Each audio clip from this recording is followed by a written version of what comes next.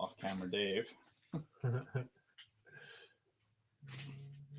Looks like we are live. I'm waiting for the video to catch up on my phone so we know for sure. I've noticed, at least in my phone app, it doesn't tell me how many people are in the chat anymore. It just always says 0. And I'll see people like chatting away and it just always says 0, which is... And there he is. And just like that on cue, Bronco Fett is in the house. Hangouts air is live. Yes, it is. I can see it. All right. Hello there. Can you even see? Oh yeah, you can see the TV right there. We really got to work on our lighting. Indeed.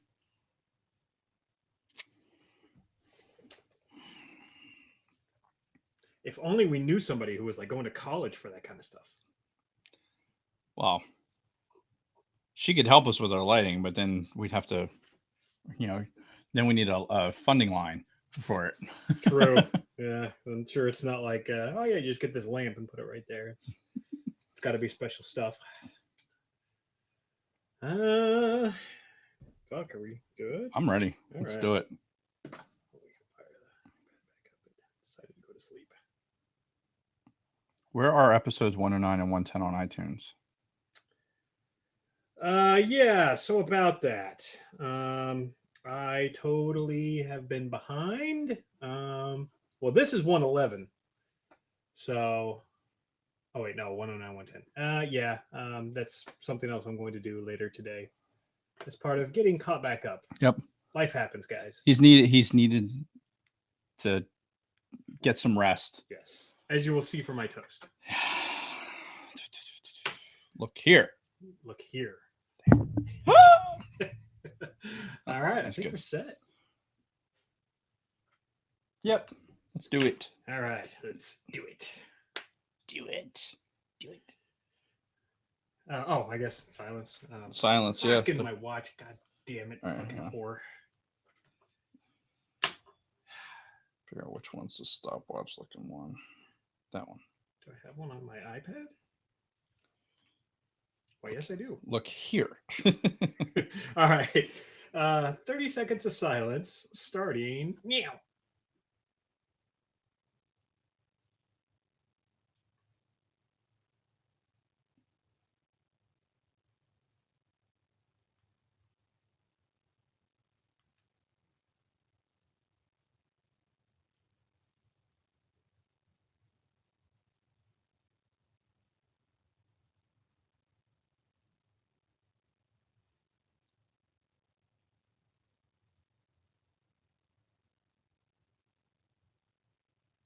To taking a break. Sometimes you just got to stop and recharge your batteries. That's right. To taking a break. I fucking love this mug, but that's the clanging sound is not good. I'm gonna have to bust out the Rainforest Cafe glass again. It's a thunk. Yeah. So, yeah, it's if you're watching this live on YouTube or if you've been following the audio, you've noticed there might be a little bit of a gap in the release times of the episodes and recording times and whatnot. Sorry about that, everyone. It's just, like I said, the last few weeks has been kind of a blur for me. Lots of shit going on, mostly at work. There is some home stuff mixed in with that. Kids are now out of school. It's summer vacation. Shit going on around the house. Oh, I got to show you the big branch that fell off of the fucking tree last night and crashed into the goddamn house. Thankfully, there wasn't any real damage, but yeah, we're sitting in our bedroom, and all of a sudden we both hear boom. I'm like, the fuck? Because yeah, we've been having these crazy storms rolling through lately. There was a big line of thunderstorms came through. Yeah, and go outside, massive branch that's still on our back patio, just fucking, like sitting there coming off of one of the trees. I'm like, wow, okay. In fact, there is a tree like right there and it's leaning in this direction. If it ever falls, this whole fucking room is getting demolished. So we might have to take a chainsaw to that. Yeah, but it's tall. Like it's a really big fucking tree. So I don't know. Anyway, but all that being said, yeah, we've been kind of, well, there's no kind of about it. We've been on a break for the last couple of weeks. Yeah, not intentionally. Yeah, I mean, it's been busy, man. It's been crazy for the both of us. It's life. It's the life of an adult, as I'm sure you all know. Adulting sucks. Yeah, it does. But we're back and we're ready to get into it. And what are we getting into this week? I think we're doing episode 3, Revenge of the Sith. Yes, something to that effect. And before we get into any of that, hello, everyone, and welcome back to All Things Star Wars, the greatest Star Wars podcast in the galaxy. I'm Mr. Jason Roscom. With me here each and every single week, the Darth Vader to my Palpatine. Do it, Dave Martin. Hello, Dave. Hello, Jason. How are you? I'm thirsty. Very nice. So, yeah, this is episode 111. And like you said, we're talking about Revenge of the Sith. We're closing out the prequel trilogy. We've been talking all prequels for the last, I don't know, month and a half, it seems like. Seems like, yeah. When we started with the 20th anniversary of episode 1, then we did the beginning, and we're just like, fuck it, let's just keep rolling with this. Yep. Doing the prequels. So we're finishing this up. And yeah, got a bit to talk about with Revenge of the Sith. Some good, some bad, some hilarious, and some sad. So we'll get into it when we get there. We laughed, we cried. We kissed a lot of money goodbye. This is factually correct. Yep. As I'm looking at my DVD copy, my Blu-ray copy is right over there. Mm-hmm. And I don't think I bought it digitally. I don't think so. Not yet. I have it digitally, and the DVD copies, and the Blu-ray, of course, DVDs. Yeah, so because that's what we do. We Yep. spend all of the money on every version of the movies that we can. Yep, that's why Star Wars just prints money. That's what it does. I know, and that's why Disney's like, "Oh, you only want $8 billion for this, George? Shit." Shit. So The gift that keeps on giving. indeed. Before our road trip. Thank you for going live before. Oh, where are you going, Jensen's? Sorry, this is from the chat. For anybody listening on the audio, you're lost as normal. But that's how we do it. So I was looking up for Star Wars news because I'm thinking, damn, we haven't recorded in like 2 weeks. Something's bound to have happened in Star Wars lately. Nope. Not really. I mean, we already talked about Galaxy's Edge in previous episodes. The only real update on that is, I guess, anything that's not fucking tied down, people have been fucking swiping. That's spectacular. Yeah, like all kinds of shit around the park, like menus from the fucking restaurants, coasters. Like people have been swiping everything they can, and it's all showing up on eBay. So I guess makes me want to look at eBay to see if yeah, there's anything out there. Well, and I'm sitting here thinking, like, well, hold on. If you're fucking stealing shit from the theme park and then throwing it up on eBay, can't Disney just be like, all right, go arrest that guy who's posting the shit online? Right. But yeah, I do find it hilarious. But that's really it with news. I mean, honestly, Thrawn's coming out in a few weeks. We got that to look forward to. Can't wait. And yeah, it's going to be fantastic. And there is an excerpt on StarWars.com of the book. I chose not to read it. Yeah, same. I did not. I saw that come out. Yeah. With the Star Wars show. I think they said, that there's an excerpt out. Right. But I mean, honestly, I just want to be surprised when it comes out. Even though I'm sure the thing that they released is, not really that important. They're not a tremendous amount of spoilers or anything, I'm sure, but it's like, what the fuck? The Jensens are going to Portland. Oh, you're going deep into enemy territory, I see. So, all right. But yeah, not much else in the way of news. Keep Portland weird. Yes. Right? It's been a very slow couple of weeks, which I guess is good for us. Yeah, exactly. It's not like we missed anything. Life timed itself well. Yeah. Everything all works out. I put another note in here since we're actually now in the middle of summer. We've got the Fantasy Football League coming out. If anybody's interested in joining the All Things Star Wars Fantasy Football League, make sure you join our private Facebook group and then just make it known that you want to be in there. We're going to cap it at 12 teams, and I think we're almost there. So we may have 1 or 2 slots left. So if you want in, you better fucking get in because I don't do no fucking 20-team leagues. I've done that shit once and never again. So as we're talking about this right now, or we were just talking about it, I decided to look up Galaxy's Edge and just on eBay just to see what showed up. And I found a Coke bottle, Galaxy's Edge Coke bottle. They're asking $13.54 with $14.20 shipping. What the hell? Holy shit! Is that really from Galaxy's Edge? I don't know. That's awesome. There's like I'm assuming that was Arabesh that it was written in. Yeah. So they got Galaxy's Edge Coke, Dasani, Sprite set of 4. Let me see. For $61. There's a Diet Coke one there too. What the fuck? Like, you got to get one of those Diet Coke. I know, ones. Right? Holy shit! Fucking. Okay, that's pretty cool. I can understand why people are doing that. Well, I think this is the shit you can buy. I didn't see it. Didn't see anything else. But idiots like us who live in the Northeast who can't get close to either of the Disney parks. Not easily, anyway. We're kind of fucked. So that's our only way. So yeah, we may have to acquire you one of those Diet Coke ones. Just to, if nothing else, just to display in the fucking studio. Yeah, I'll take an empty one. Yeah. So, anything on the fantasy football though? No. 12 teams is the sweet spot. That's gonna be the cap. Shit, if we get, after this episode posts, if we get a fuck ton of interest, then we can always do divisions. Yeah. Or we could have multiple divisions, but we'll break that out. But we really need to gauge people's interest right now. Just Jason and I going back and forth. We figure there's at least a dozen. Yeah. That we can account for. Yeah. All of our regulars that are normally here in the chat, I'm assuming all went in. And then a few others that are constantly following us on Facebook and everything else. So send us something in the cantina or wherever, because I think that was a stipulation. You have to be a member of the cantina. You have to be a member of the cantina. Yep. And you also have to subscribe to us on YouTube. Yes. Those are the qualifiers. Yes. And then we'll go from there. See. 3PO. So, damn. I was trying to burp that out, but yeah, just like that. Let's go right into our weeks, or our last couple of weeks, whatever you want to call it.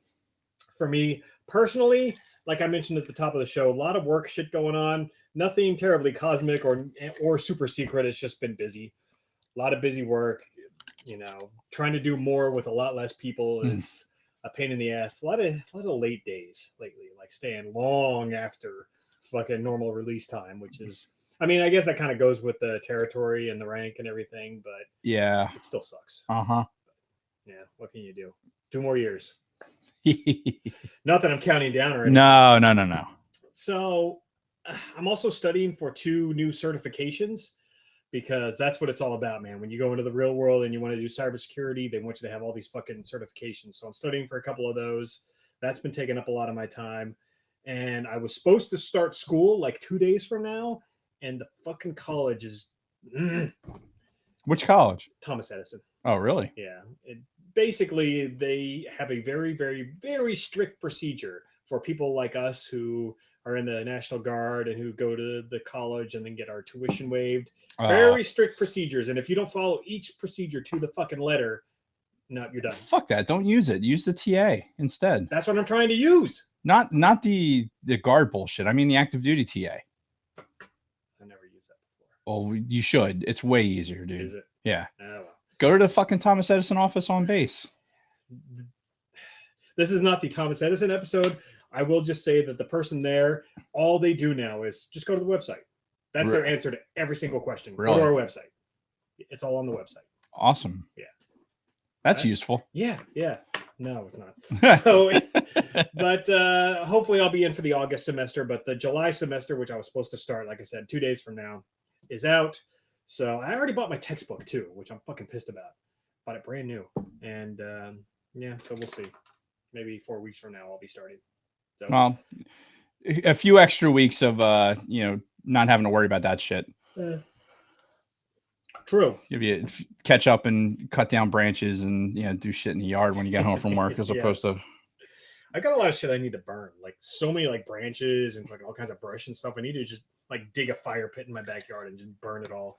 Are you allowed to do that in this town? Probably not, but guess who doesn't give a fuck? So, all right. I mentioned last episode about the book fair. Mm-hmm. This is where last year when I was gone down in Mississippi, Kristen starts texting me frantically. She's like, I'm at the local book sale. This is at the local library here in Voorhees, New Jersey. And she's like, oh my God, they got all these Star Wars hardcover books. I'm like, buy them all. And that's why now we have these Sacred Jedi texts. And the new one just happened this last week. So I went there expecting to find a shitload more books like she did last year. Unfortunately, nothing. Like, really? 0 Star Wars books with 2 exceptions. Before I say that, though, or show you what I got, I've noticed something about this, and I've noticed it in thrift stores around here also.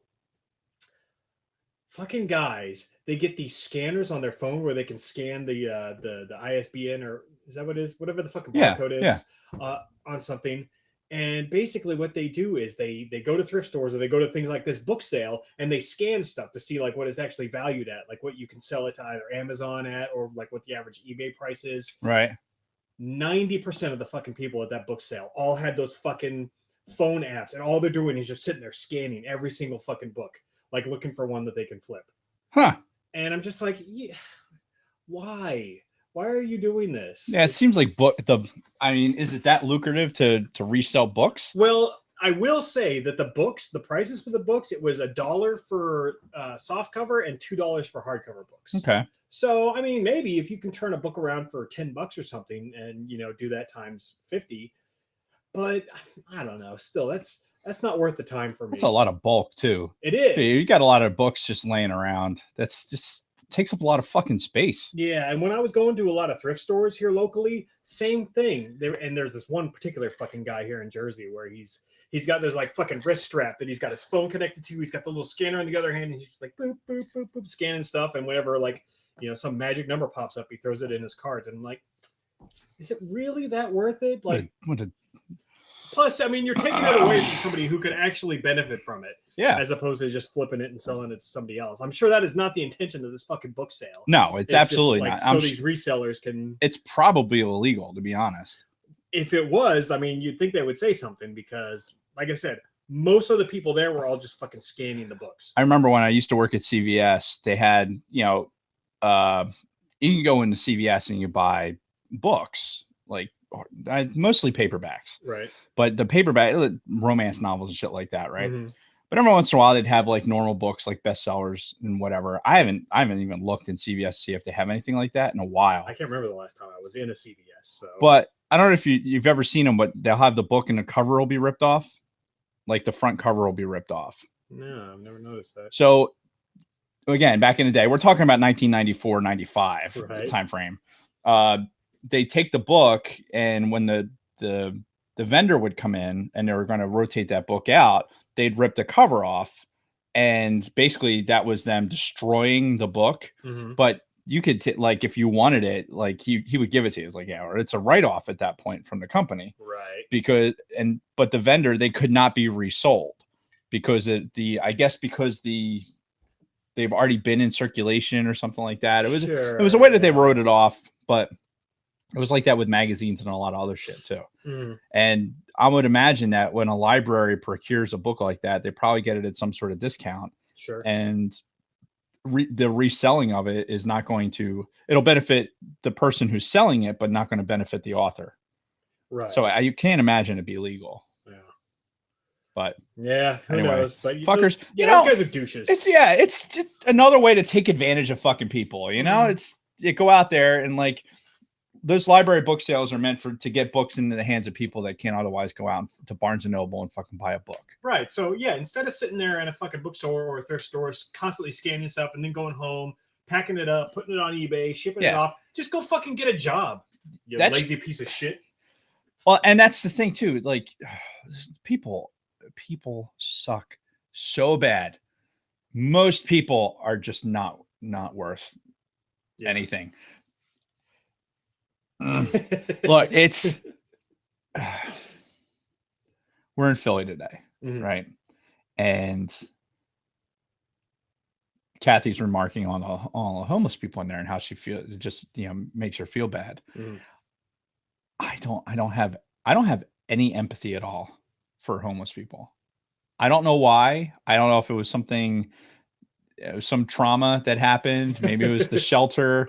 I don't know, but actually, well, I just don't like. I just don't want. I want to like just SpongeBob SquarePants erase those people off the fucking just like, squeaky, squeaky, squeaky, squeaky.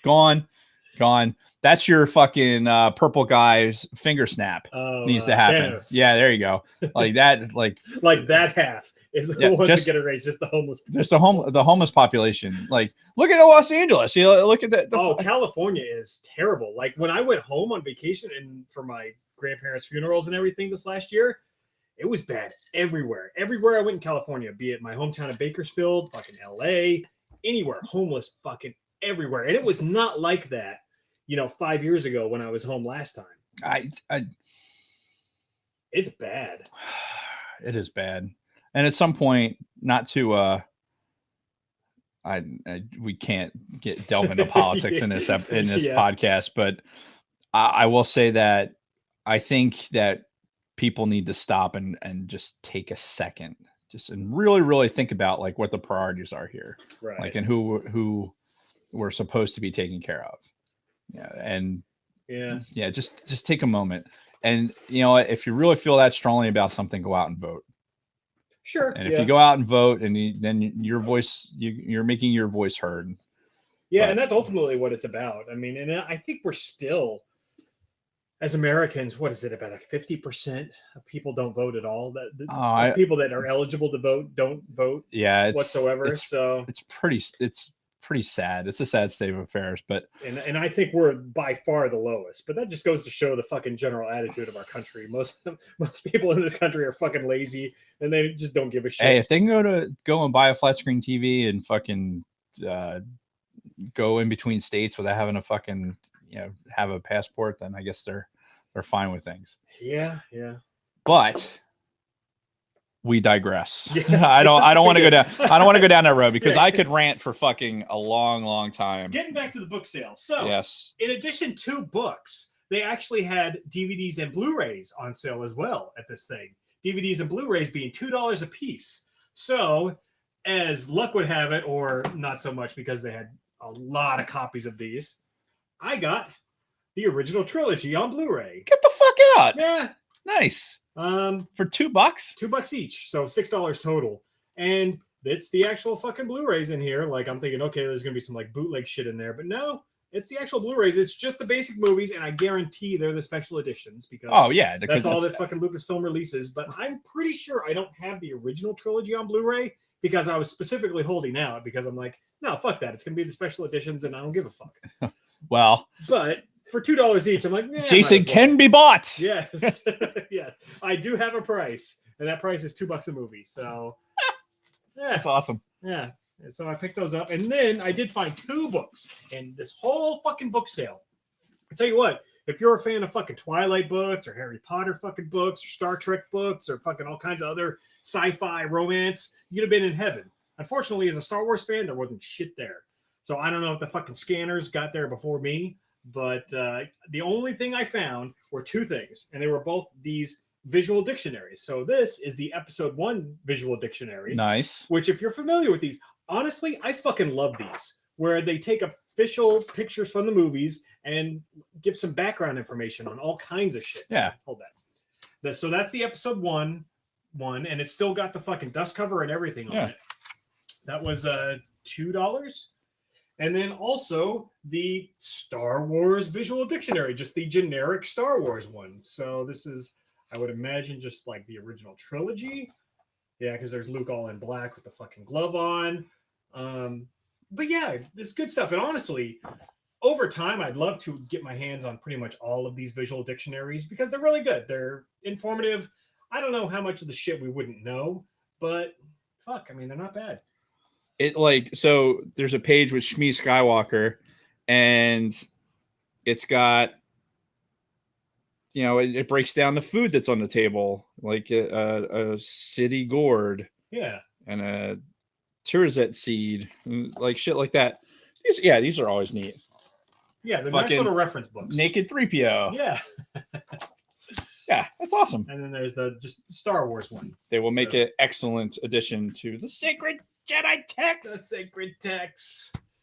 So that was the book sale for me this year. Just the Blu-rays for $2 a pop, and then the 2 visual dictionaries. Nothing else. I scoured that place. Kristen looked around. Neither of us could find anything. So yeah, well, what can you do? There's a blade length adjustment. Huh. There, I know in one of the old expanded universe novels, it was the Jedi Academy trilogy. Okay. The guy who ended up betraying Luke and being a bad guy, God, was it Kip Duron? Who ended up going back to the good side? He had an adjustable blade. Like he pushes one button and it's like a short blade, and then he pushes another button and it extends to a long blade. Almost like a vibro dagger or something. And yeah, but it was a lightsaber though. Interesting. Huh. All right. I can look at this shit forever. Yep. I will put that there. Along with, which one's this? Oh, this is the Lego one. Lego Vision. Oh yeah. Ben gave me that one. I don't know if I even talked about that on the show. You got a couple different Lego ones. Yeah.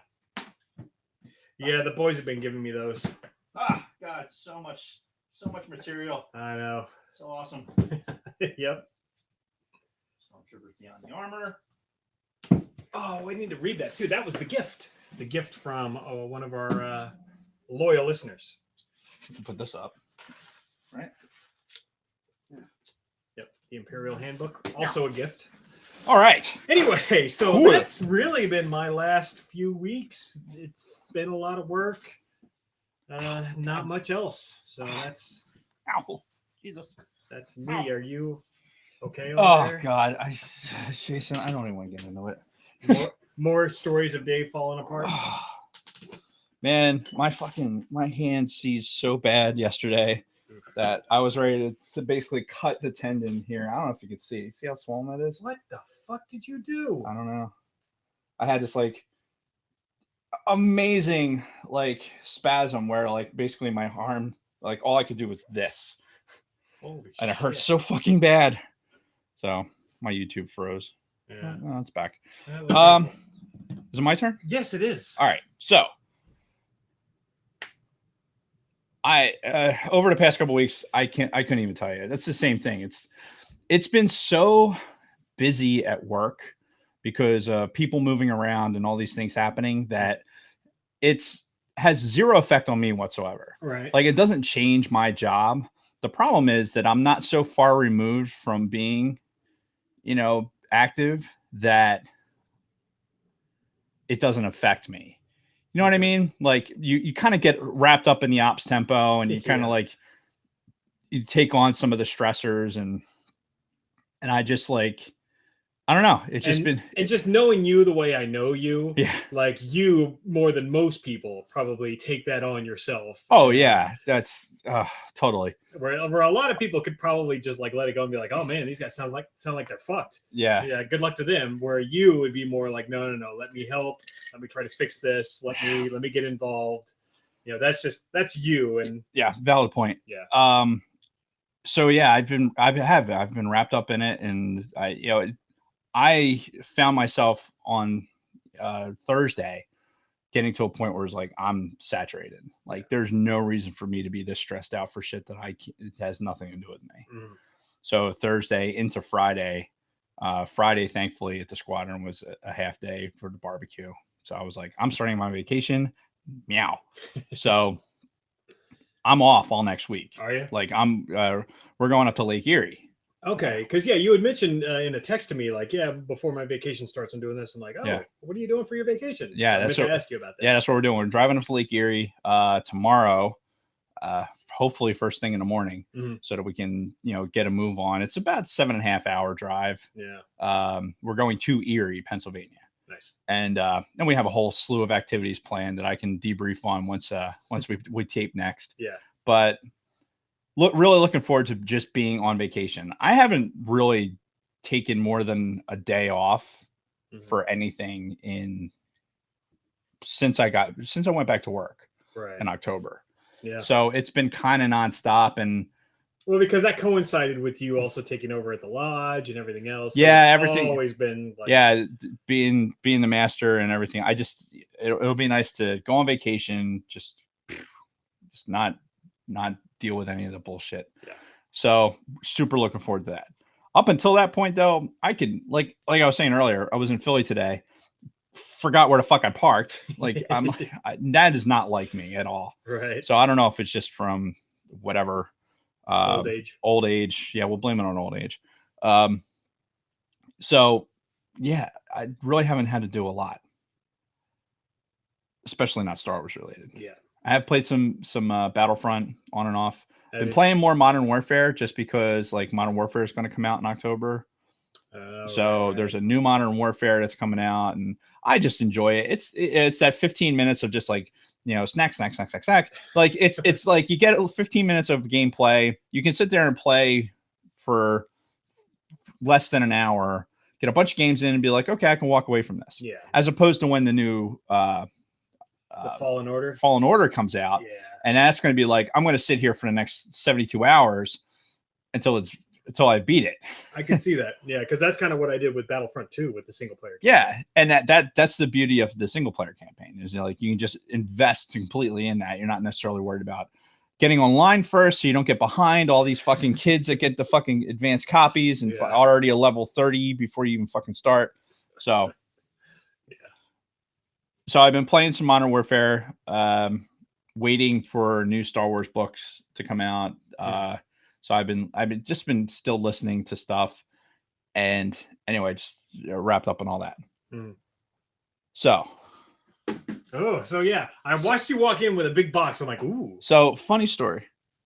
So friend of the podcast, the big Swede, tactical Swede, Nick, coworker of yours. Yes. He came up to my desk a little over a week ago, I think. And he's like, hey, did you see that on one of the, I think it's the Tatooine Collectors. It's one of the Facebook groups we belong to. Okay. Shit, I am the worst. This just goes to show this will make more sense as I continue the story on. So you're not talking the Philly group, are you? Yeah. Okay, so the Sinister Six. Yeah, but they don't call it that unless I'm in some other one. Hang on. I want to get this right because I got to give the right people credit. I'm not part of any Facebook group called Tatooine. Yeah, it's the Tatooine Collector Club.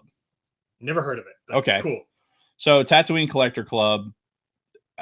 You know what it is? It's the guy who did Tactical Swede's tattoo, the Darth Maul tattoo. Now somebody should let this group know that those are He-Man toys that are. Well, it's all collections, right? Okay. So none of the He-Man toys are bad. The guy who I guess got Nick into this group is the tattoo artist, and his tattoo studio is he's got like all of his Star Wars. He's got like a wall of Star Wars, got a wall of He-Man. He's got like this entire collection is all in his tattoo parlor. So shit, man, give me that guy's contact information because I'm still looking to get some ink done like in the next year or two. Yeah, I'll work on that. So anyway, the guy, in fact, let me get his name right. Because I'm the worst at this. I'm the worst. Josh Bodwell. Okay, so he is a tattoo artist at Epic Ink. Hence Tatooine tattoo. Yeah, see the connection there. All right, so Nick comes up and he says, "Hey, did you see that they're auctioning off all these pop figures?" I'm like, I have no idea what you're talking about. And because a lot of these Facebook groups I'm a member of a lot of them because that's where the podcast lives. And every once in a while, something will come across the feed and I like it or whatever. Right. To say that I really get deep into these fucking groups, like Nick he'll comment and he'll go fucking balls deep into a bunch of comments and shit. I'm not like that. Yeah. So I'll look at something if it's a meme and I laugh because it's funny, and then I laugh and I'll like it. So anyway, I'm a member of this group. And I will say this, there is like for the He-Man stuff and all that, it is pretty nostalgic to see that. It makes me want to like find my old like He-Man and shit like that. Trust me, every time I see shit like that, I'm in the same boat. Mask. Remember the mask things? I had like 2 of their vehicles too. Yeah, I had like the one that was like a black Bronco. It's like the thing came up. Yeah, I had that one. Oh my Fuck, I think that was one of the ones I had too. Yeah. And then I had like the plane, the guy with the plane and the fucking. Oh, I had it was the Camaro with the DeLorean style doors. It kind of came up like this. Ooh, it was like the main character. Anyway. So lots of Star Wars stuff on there though. Yeah, I'm sure. So this basically what was forbid was all these pop figures for I don't know how many there was, but they're basically what they're doing was an auction. It's like, okay, here's a list numbered, and $5. I think there was 22. I want to say somewhere, maybe 15, 20. I don't know. Sure. Hopefully they're listening and they're gonna be like, yeah, I can't believe you won. So, spoiler alert. So it was a list of like 1 through whatever, and it was $5 a slot. And Nick was like, yeah, I already spent $20. Yeah. I'm like, okay, cool. He's like, awesome. Then so he's talking about it, and then like throughout the week he's like, man, there's still a lot of slots empty, right? And then like the next day it's like he's talking about it again, and finally I'm like, there was like down to like the last like 6 spots or whatever. I was like, you know what, I'll spend $20, whatever. Sure. Right? Especially because Nick's been like hovering over my desk all fucking week, like, buy up the spots, I really want this. Yeah, right. I'm like, all right, fine. Right, so I spent $20. As luck would have it, I won. Really? So, yes. So I won. Oh boy. All right. We need to make some space. Room? Yeah, we need to make some room. That's all right. Because this is like going to be our cataloging effort here as we do it live. Hey Siri, fuck off. I don't know how to respond to that. A lot of devices in here. Okay. So, first, this one was on the top, and I think this was just a bonus. We had a... What the fuck? Yeah. The Joker Batman. It's a Joker Batman. That's pretty crazy. Yeah, because it was, a Star Wars pop thing. So this was on the top. I have to message him back. Nothing to do with Star Wars. It does not, but it's Batman. Yeah. It's Batman. So I'll do this one now. So Where this are the drugs going? This is the one that Nick wanted. Out of all the ones, this is like there's a mall there.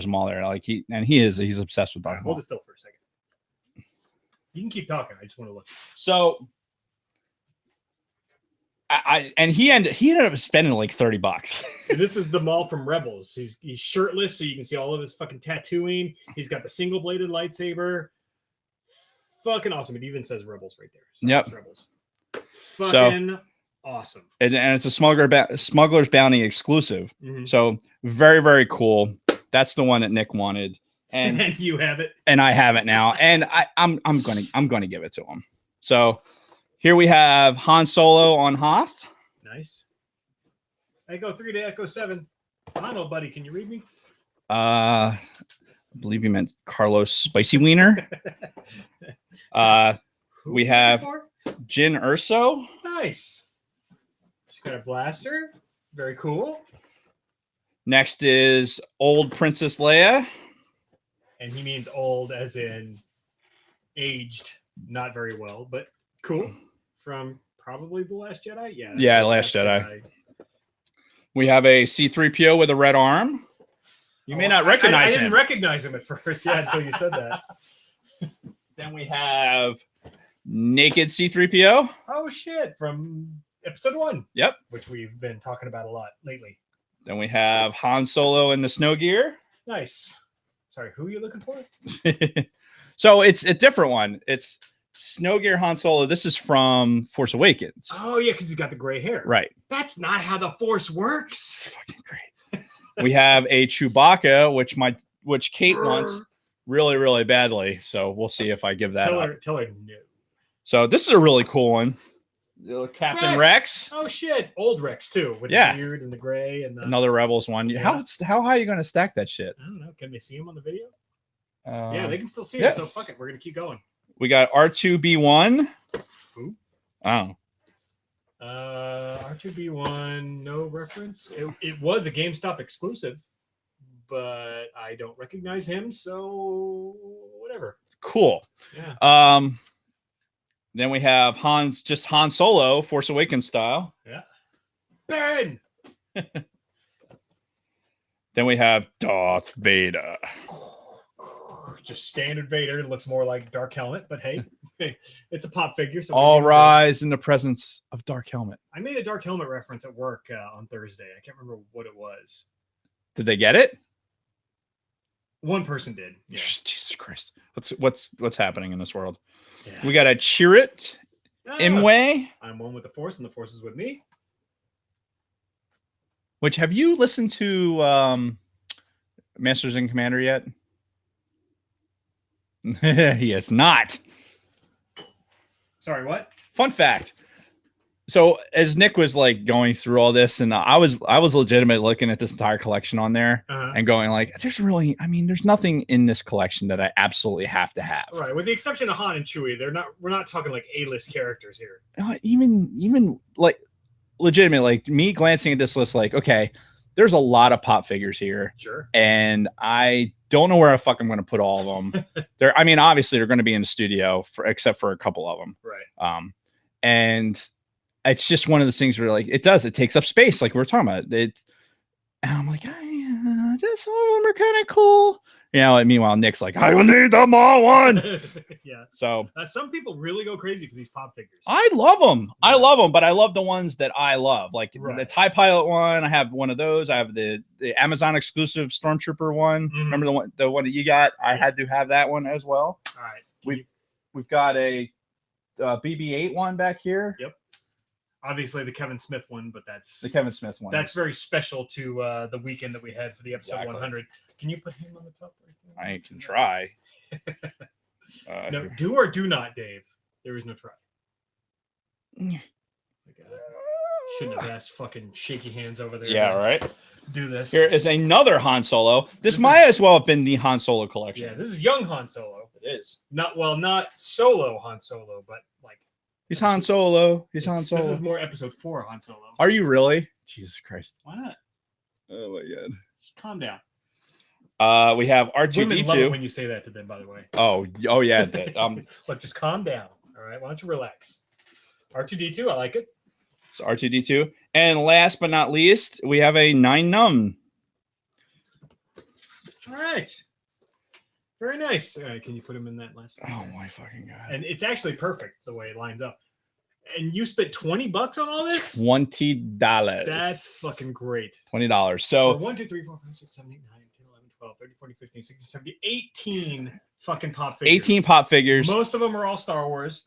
And the one that's not Star Wars is still pretty fucking cool. Yeah, it's very, very unique. So thank you to Josh. Last name I forget. Tattoo guy. And the Tatooine Collectors Club for having the how you doing? The auction thing. Again, it's one of those where I'm like, I'm donating $20 so that Nick can win whatever, because he bought a lot of slots and Are there a lot of slots in Vegas?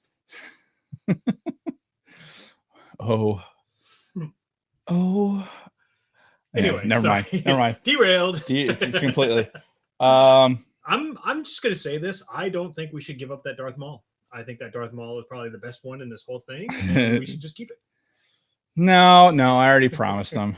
But this is impressive. It is impressive, and honestly, I don't hate any of these.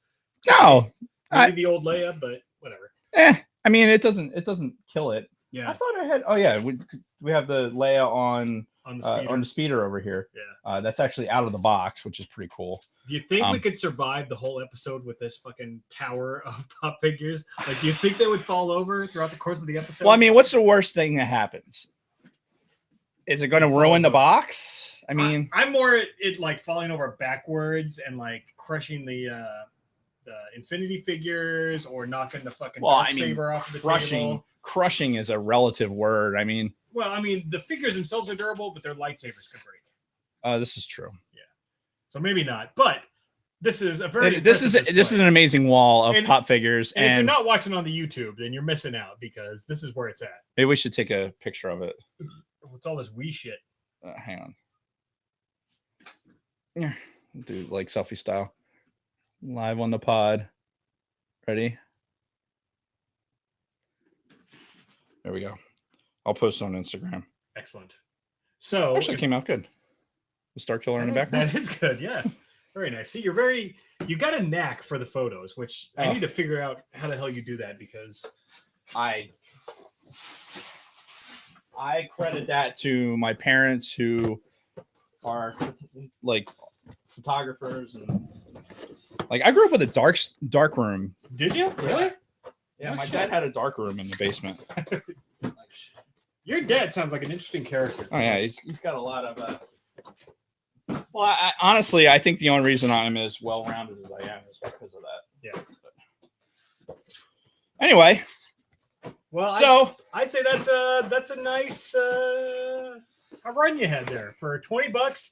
Even if you are giving up the Darth Maul, which I think is a huge mistake, and I am thoroughly against it. Noted. I think that was a pretty good haul. And Yeah, I mean, shit. And to be honest, I mean, since we're not necessarily like beholden to any of these as far as from a collection standpoint. Oh, I gotta I'm giving Kate Chewbacca. Spoiler alert, Kate. She's not listening anyway. Yeah. whatever. Well, she wants it for the apartment. She's moving up to state college. Oh, She wants yeah. it for the apartment. Okay. Anyway. So anything else? No, that was plenty. Anything else? No. Color Ren. Anything Oh else? yeah, after he fucking goes bananas on the Yeah. on the console. Yep. I don't know how to respond to that. The two were accompanied by a girl. What girl? Yeah. Oh, Kathy's on there. No, On there. on the chat, and Okay. there was no Donald Glover figure in there, Sad face. and my wife has the Ray. I bought her the Ray pop. Oh, sad It didn't come in this one. No. No, Okay. no. That was all of them. Like all of it. Okay. Like, and again, winning it was like I had no like inkling of even the attempt. Right. They did it live on Facebook, Uh-huh. right? A lot of the guys in the group, they do like unboxing and shit. Unboxing, I'll see it pop up that say, "Hey, such and such live opening something." Sure. And went to bed. It came like 10:30. They did it. Mhm. You know, I was already in bed. Oh, yeah. Didn't even know. Woke up in the morning to Nick's texting and fucking Facebook messaging Fuck you, of like, motherfucker. "Fuck you." It's like, what happened? I don't know. It's fucking That's great. So yeah, great job. That's awesome. And those will make a great display in the studio if we find room. I don't know. We should keep talking about redesigning the fucking place, but well, I think look, we did a redesign. We did. It is definitely more better. Yes. So I think we just need another. yeah. When I get back from vacation and take a deep breath. Now you need your I do. week to I need relax and everything. Well, my vacation started on Friday, so like I've aside from yesterday, killing myself at my parents, like help clean up the yard and doing some stuff. Like I'm like, I'll go over there in the morning because I'm going to be gone for a week and I'm not going to be able really to help them out. And so, busted my ass. I stole my dad's boat. Like he's got this little 13-footer. Yeah. And stole it. I mean, I told him I was taking it, but Naturally, yeah. I took it out of the yard and I've got it in my driveway now, so I can start fixing it up. Because they're like, You're gonna take it to the lake with you? No, God, it'll float right now, but I don't think the motor runs. Okay. I'm thinking about renting a boat if the weather's right. Yeah. Just to go out for a couple of hours. I mean, I would imagine it would be pretty good over there. I hope. So. Well, it's their Occasional forecast. thunderstorm. Yeah, it should be summer-esque, right? Yeah. Just a little bit cooler. But yeah, it'll be. I doubt I'll get in the water this summer. It'll probably be something I work on over the year. And speaking of which, is your pool still up and running? yeah, it's open. Okay, because two of the boys keep hounding me about your fucking pool. They're like, "Oh, when are we gonna go swim in Dave's pool again?" Kathy and I were just talking about that. We were saying you guys should come over next weekend when we get back from vacation. So the weekend after the 4th, like that immediate weekend. Mm-hmm. All right. Yeah, we get back on Friday. Okay. So it might be late on Friday, but yeah, more than welcome to come over. Sweet. Got the sunshade up over the pool to cool it down. Yeah. Without that, the pool water would be like 93 degrees. Right. Maybe she'll throw a drink on me again. We can only hope, right? We could only hope. Funny how he didn't mention that Kathy said Kate gets Chewbacca. Well, she did. Kate had said, "Is there a Chewbacca in there?" I'm like, I don't remember, because I legitimately didn't remember it. And then when I opened it and saw the Chewbacca, yeah, Kathy had said something about it. I'm like, I don't know. So it was a point of contention. I was never gonna not give it to her, but it's whatever. It's like finding money. It's like, oh, okay, Yeah, you can be generous when you find money. Right. So no, that's it. That's it for my week. Nice. Well, I think we've killed enough time, and we can get right into our main topic now. What do you think? Yeah, we should. So, Revenge of the Sith. We are closing out the prequel trilogy. Thank God. Do we want to take a break before we do this? Yeah. Yeah. That's a good idea. Let's take a break. Let's flip back, rewind, and pause as we take a quick break and listen to this word from our sponsors. Have you actually been inserting words from our sponsors, or no? Just been letting it go? No, I've been doing our usual doing the thing. Sponsors. I haven't. It's because I haven't listened to the pod in a while. Yeah. It's the same. It's all the same. Fair enough. All right. Are you gonna go pee? Yes, I need to pee. All right, go. I'll be right back.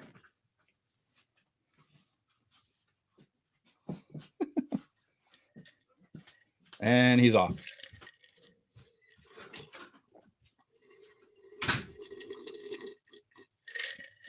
I feel like Dark Helmet drinking out of this thing. Like when he's pouring the coffee down the friggin' drain in the front.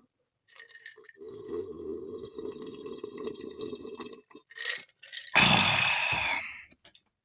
good. Yeah, we're gonna need a whole, like, maybe if we get a shelf like here, and then like this can be like right in the middle of it, and then we can get the pop figures going. Yeah, that should be fairly easy. If I just go to IKEA and spend a couple bucks, but it'll be good. Get some batteries for C-3PO. So I feel like I've officially crossed that line into old manhood. Because you have a walnut-sized bladder now? No. I've always had that. No, because of the whole weather thing. You know how the last couple of years I've been bitching a lot about the cold. Yeah. And I can remember in previous years, I'd never hate the winter. And I'd always despise the summers because it was always too fucking hot. God, it's so fucking hot. Now, like even yesterday when it was like 93 degrees or whatever the fuck it was, I'm just like, this isn't bad. Yeah. And I've been bitching about the cold. And for years, I'm like, why do fucking old people all go to fucking Florida where it's just miserably hot in the summers? And now I get it. Like, yeah. I totally see it. It's so much more fucking comfortable to be warm. Yeah. I'd rather be warm. Yeah.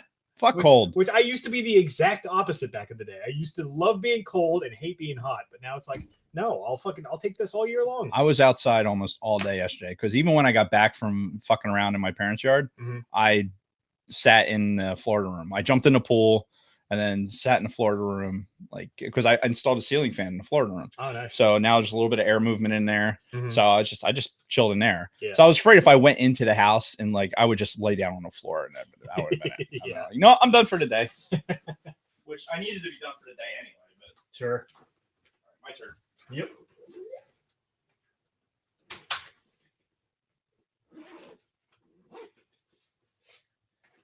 Tip my head to the new Constitution. For the new revolution. Pick up my guitar and play just like yesterday. And I get on my knees and pray. We won't get fooled again. Sorry, I've been drinking. So that's what I do. I sing terribly when I drink. All right, who's in the chat? Scott. That's why he moved to Arizona. See? Yep. And you're what? Early 50s, Scott? Late 40s, early 50s? See, and Isaac, you're probably young. I'd be willing to bet. Let's see what else we got in the chat. Kathleen Martin, hello. The Jensens. Meet the Jensens. Their boy Elroy. daughter Judy. Oh shit. Whoops. Yeah, see, Isaac's 33. You know what? Go fuck yourself. What brought that up? Because he's 33. He's got the whole world in his hands and he doesn't even realize it. Yeah. You're going to miss being 33. Okay, Scott, you're 47. Sorry, I aged you a little bit there, Scott. How would you say Scott was? Early 50s? I don't know. That's fucked up. Although you're a dude, so fucking deal with it. Yeah. Only Trust me, it's not like I said it to a woman. If you say it to a guy, it's like, yeah, whatever. So is anyone familiar with the Unipiper? Is that like the Unabomber, but he's Scottish? If you want my body and you think I'm sick, come on, let me know. There wasn't the like. Was it the? It's like the 30th anniversary of Austin Powers or something like that. It'd be the 20th because the first Austin Powers came out in 98. Okay, so we've already passed the 20th of that. The second Austin Powers came out in 99, like the month that fucking episode 1 came out. Oh, okay. Give or take a couple of months. Because I remember the trailer for the second Austin Powers movie. They kind of made fun of Star Wars because they knew episode 1 was coming. So, you know, they played it up to like, and you know, the Dark Lord is coming back, and you know, the saga has its next chapter. And then it turns around and it's Dr. Evil, and he's like, "Oh, you were expecting someone else?" Oh, I remember that. Yeah. I do remember that. Yeah. Okay. Like, wait a minute. No, I am not familiar with the Unipiper. So you have to expound on that. Yeah. That's makes no sense. Anyway, orange jacket guy. Do we need more silence? Yes, we do. Silence. It's the I kill you. I kill you. Speaking of, doesn't fucking Joe Biden look like the old man puppet from Jeff Dunham? He does. Look, every time I turn around and see him on TV and he's all squinty and he's like that, I'm just like, fucking Jesus. And he is not aging well at all. Like from when he was the vice president, you know, like being all creepy, like putting his hand all over women and shit, you know. Like he just looks like an old man who is like seconds from death, you know. Old man and then a mad scientist. Yeah. I mean, shit, like Bernie Sanders looks like he's got more fucking life left in him than Biden. That's what I mean. And Sanders at least he has way older. Yeah, he has an energy level of it. Yeah. Anyway, no politics. All right, so give me another 20 to 30 seconds of silence, and we'll get back into it if you're ready. Yeah, let's do it. All right.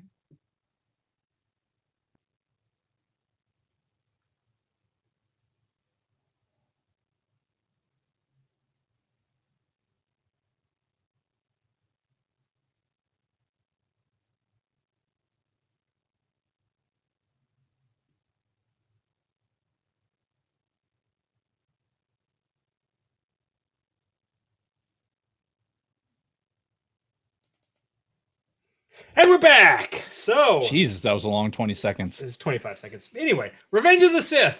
So, holy shit, man. So much to say about this movie. And I mean, I made it the first note under the main topic in our notes. The only note I made under Revenge of the Sith.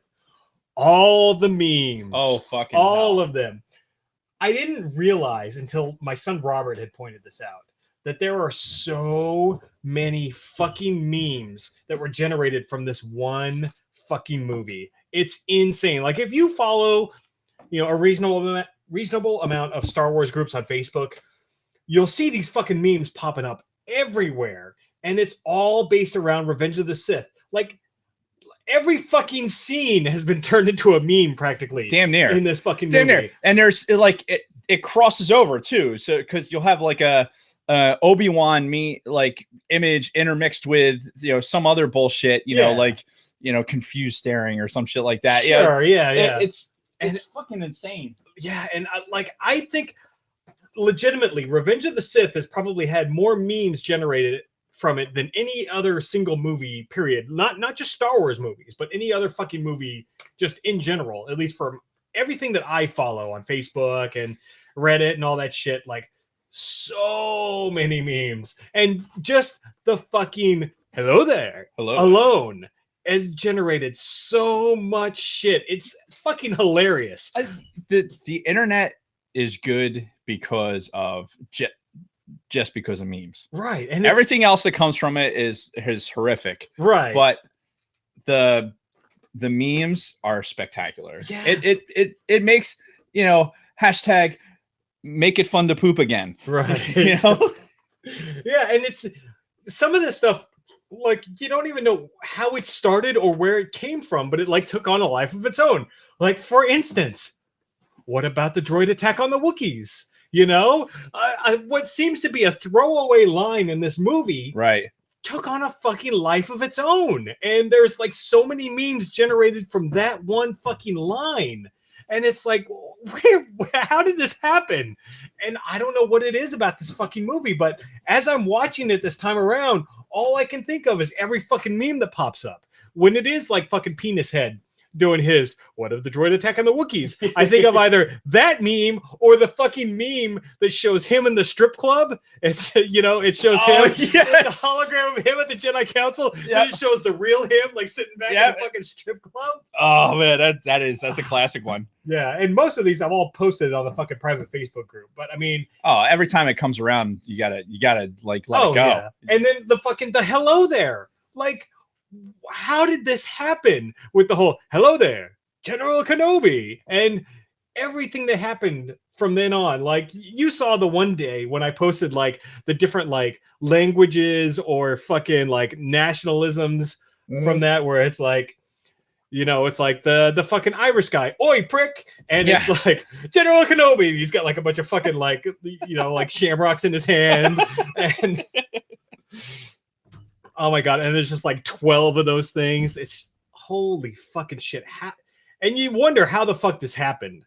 And it's the internet, man. This is one of the good things of the internet, where agreed, shit like this just takes a life of its own and just goes fucking crazy. And they're everywhere. Every fucking scene. Like, I could have wrote down how many fucking memes. What am I looking at? I went to log into Facebook and look what the Google was going to have me put in. What in the fuck? Yeah. You think that's because I'm on your network? Select it. I want to see if it lets you into my fucking account. Oops. Yeah. Sorry, we're taking a quick sidebar. So we were having this conversation about Dave, stop clicking randomness. Jesus, Dave. There we go. That. I would shit myself if it lets you log into my fucking account. Enter a login code. All right, let's keep going with this. I want to see. Please enter the login code from your code generator below. Yep. Hold on. Hang on. Is my fucking login seriously just about to like let you into my fucking Facebook? Thank God for two-factor authentication, but this is fucking crazy. Oh, there's another. All right, code generator. All right, type this in. I'm not gonna say it on the air. Changed.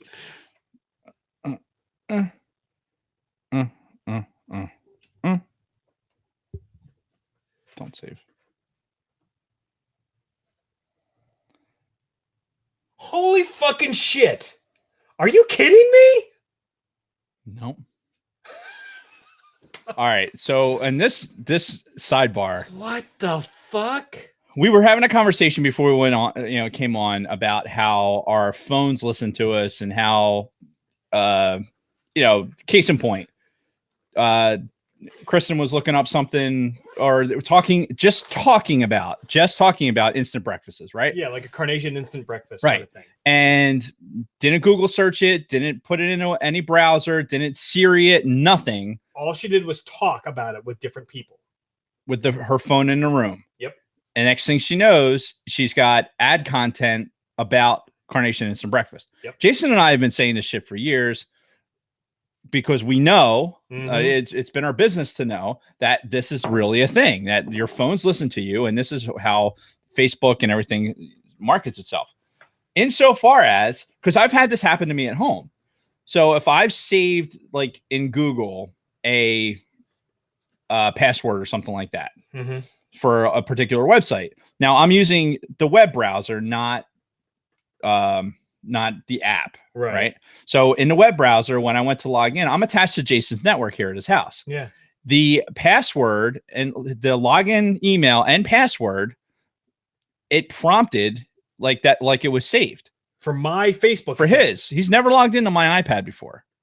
And because I'm on his network, it gave that to me. And we have the two-factor identification. So Yeah. I couldn't have done it without the code generator. Sure. Yeah. Now, I don't know how easy it would be to randomize something like that and actually, Yeah. to fake that. But interesting, because I'm on your network, in a matter of convenience, it came up and made it readily available. That's fucking crazy. So it chose his shit, not mine. If I was on my network at home, it'd probably do the exact opposite.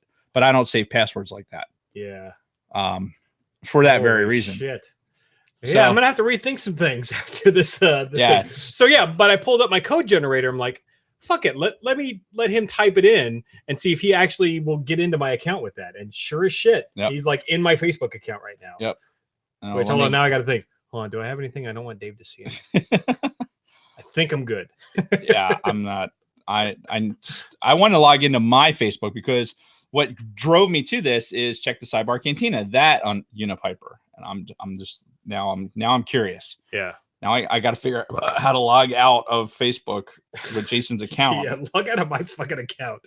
Jesus Christ. Where's the log out? There it is.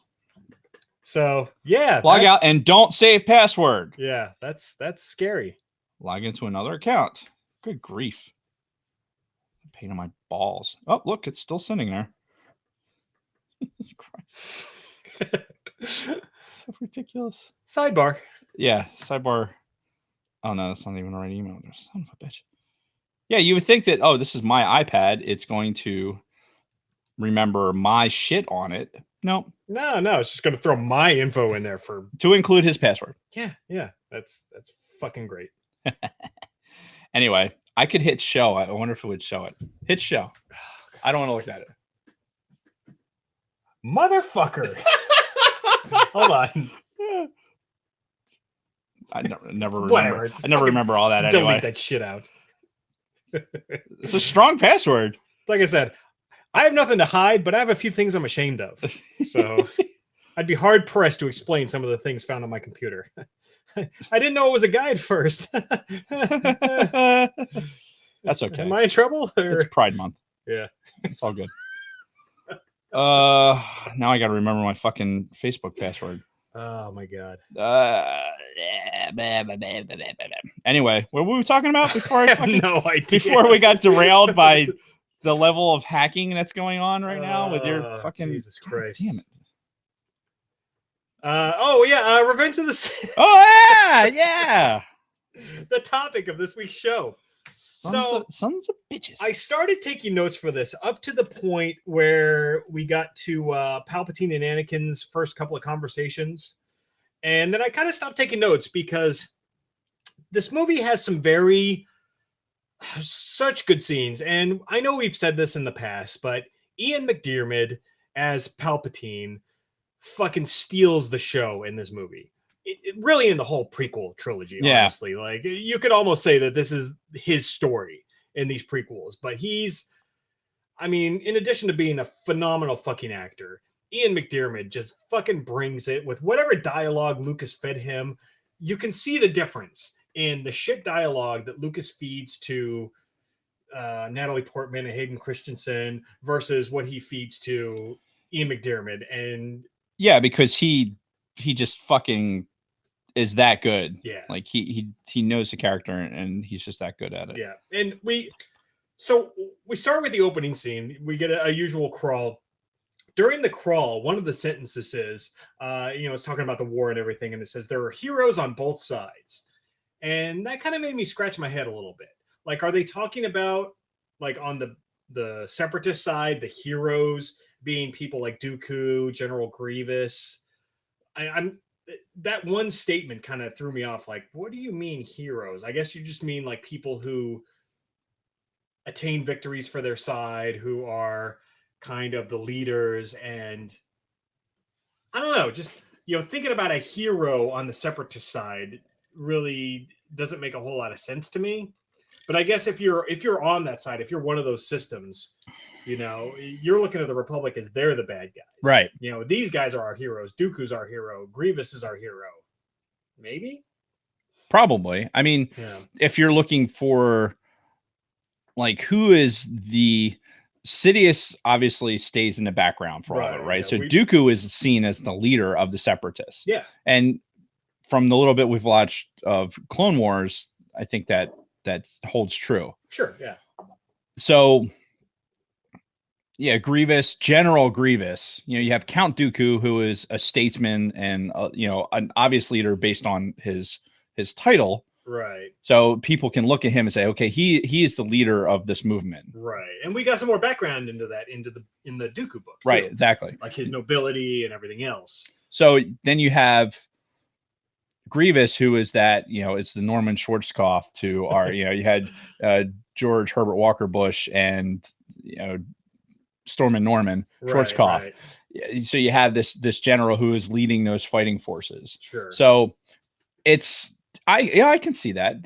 There's always still, obviously we're imperial biased, right? So and for whatever reasons, which it's not even worth getting into now without having a political conversation. But I mean, the reality is that we like uniformity and stormtroopers and fucking TIE fighters and shit like that, as opposed to what we know, some fucking some rebellion or what resistance that's being led by some fucking purple hair broad whenever she feels like it. Yeah, or some asshole with a beard and greasy hair that looks like he hasn't bathed in like fucking 3 weeks, you know. Whoops. Anyway, what's that? Actually, that was I just described an Imperial. I was just thinking of the one fucking the Imperial pilot from Rogue One, the guy who joined our group. What the fuck was his name? I'm a pilot, you know. Oh, that fucking guy. Yeah. He was greasy, unwashed hair. He was a truck stop. He was a truck driver, for fuck's sake. He wasn't an Imperial. He must have been a contractor. Hey. I'm a contractor. Right. This is the Unipiper. Oh, and that's the guy from the Portlandia, I would imagine, right? The guy that's like doing the bagpipes, riding the fucking unicycle with the Keep Portland weird thing in the background. Yeah. Because he's done that with like fucking like BB-8, like he's had BB-8 there. And anyway, so Orange Jacket guy, do you know the Unipiper, or is it like is he a friend of yours? Your brother-in-law or something? You know him? You call him at home? You have a dorsal fin? The reachbacks are only the good people will really get that reference. So yeah, anyway, I just made a note of that. Like the heroes on both sides during the opening crawl it kind of stuck out to me as like, that's something to talk about. Yeah, dude, it's all about perspective, right? Yeah. And then this opening scene, like I gotta say, like the opening, I don't know, 60 to 90 seconds of this is probably the best opening, only second to A New Hope, of any Star Wars movie out there. Because I mean, obviously, New Hope starts off with the fucking Star Destroyer and the blockade runner. Yeah, like you can't beat that ever, as far as an opening scene. But this one came really fucking close because you've got the two fighters, you know, Anakin and Obi-Wan's fighters that we don't know of at the time, but you can just kind of see them skimming along the top of another like bigger Star Cruiser. And then, you know, you're following them, and then you come over the edge and you look down. Yeah, and it does. Fucking. They do like the split S and come around, and all of a sudden it opens up in that huge battle. Yeah, which you don't realize that's happening as you're watching them initially. Yeah, you're just like, I got goosebumps just thinking about it. Actually, yeah, like such a good opening scene. You know, before we get any deeper than the opening scene, you know, getting a little bit of goosebumps here. Mm-hmm. This Revenge of the Sith is like. I don't know how to describe it. I dislike it more now because the dislike is heavily outweighs the like. There's a lot to love about this movie. Sure. There's a lot of really, really good scenes, but there's huge chunks of it that I just like want to vomit watching. And we'll get to those, but generally speaking, I just like a scene like that where I have real genuine feeling and emotion about, and then there's some of it where I'm just like, this is horrific. Well, you know, I was going to save that for later, but no, you're right, because I even wrote this towards the beginning of my notes. there are parts of this opening sequence that are fucking phenomenal, like that opening scene when Obi-Wan and Anakin take on Dooku.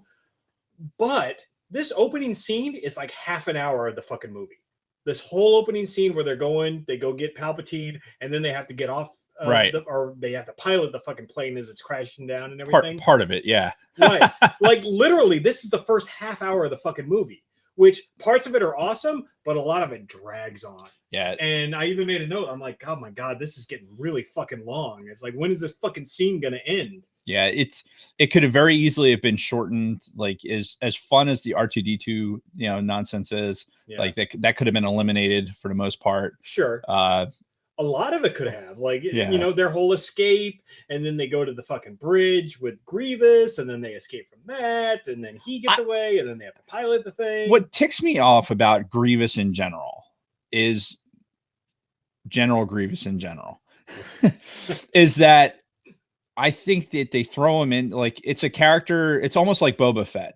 Like the Boba Fett is bigger than the movies, sure. right? In reality, because he has such a following, and his presence in the movies really isn't that big. No, not at all. So I feel like General Grievous is much the same. Well, although he has a lot more screen time than Boba Fett does, and he has a major role in it, especially with the as being one of the main antagonists. Mm-hmm. But in reality, it's that he didn't need to be in that scene. Right. He really didn't. Well, I mean, and you look at it in the context of this whole trilogy. People walk into episode 3. If they just watch the movies, they don't pay attention to any of the extra shit. They walk in and they're like, "Who the fuck is this guy? I've never seen this fucking guy before." Now all of a sudden he's a main character. Yeah.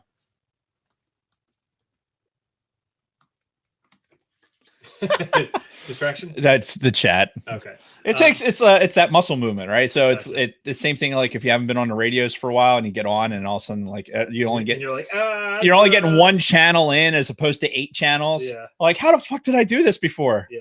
Anyway, no, it's like he just kind of came out of nowhere as this like massive leader of the fucking other side, and it's like, well, who the fuck are you? Yeah. Hey, I can only deal with one lightsaber wielding. Talks through a respirator character, at any given time. Yeah. and we'll get to when he like wields more than one lightsaber because that whole fight. Anyway, so we have this opening scene just from the start when they're flying in the speeders. It starts off fucking great as they're in their fighters, like heading to the ship. But then that whole scene gets really fucking long with the fucking vulture droids and them dodging missiles and all this shit, and it like drags on. It's like, fuck, okay, come on, let's get on with it here. This is just minor obstacle that they have to overcome by minor obstacle, and just over and over again. And I think what we suffer from here is a little bit of the same thing that we had in episode 1, where it's like, okay, we're shattering this technological barrier with some of the CGI work. Mm-hmm. And so we want to showcase it as much as possible. Yeah. And it looks great. I mean, don't get me wrong. It looks good. I great. By today's standard, I don't know that it holds up, the CGI. Well, I mean, it's good. This was 05. I know, but like those movies were the beginning of getting us to where we are now. Sure. But looking back on it, like you had the conversation about in Project VCR, like, does this movie hold up? Right. And the movie itself, I think, holds up, but the CGI, like, you can see the flaws in it because we're so used to such good CGI now. Yeah. We're really, really spoiled in that respect. Mm-hmm. And I mean, it's weird to think about, but this was 14 years ago. That is crazy. Yeah. That's fucking So anyway, I wrote in my notes, this is getting long. Then we get to the point where they get on the ship and they fucking come across Dooku, which I loved this scene where it was the two of them, Obi-Wan and Anakin, against Dooku again. Where we rematch. Yeah. Right in the beginning of the fucking movie, too. Which was fucking great. And of course, Obi-Wan's line, "This time we'll do it together." Yeah.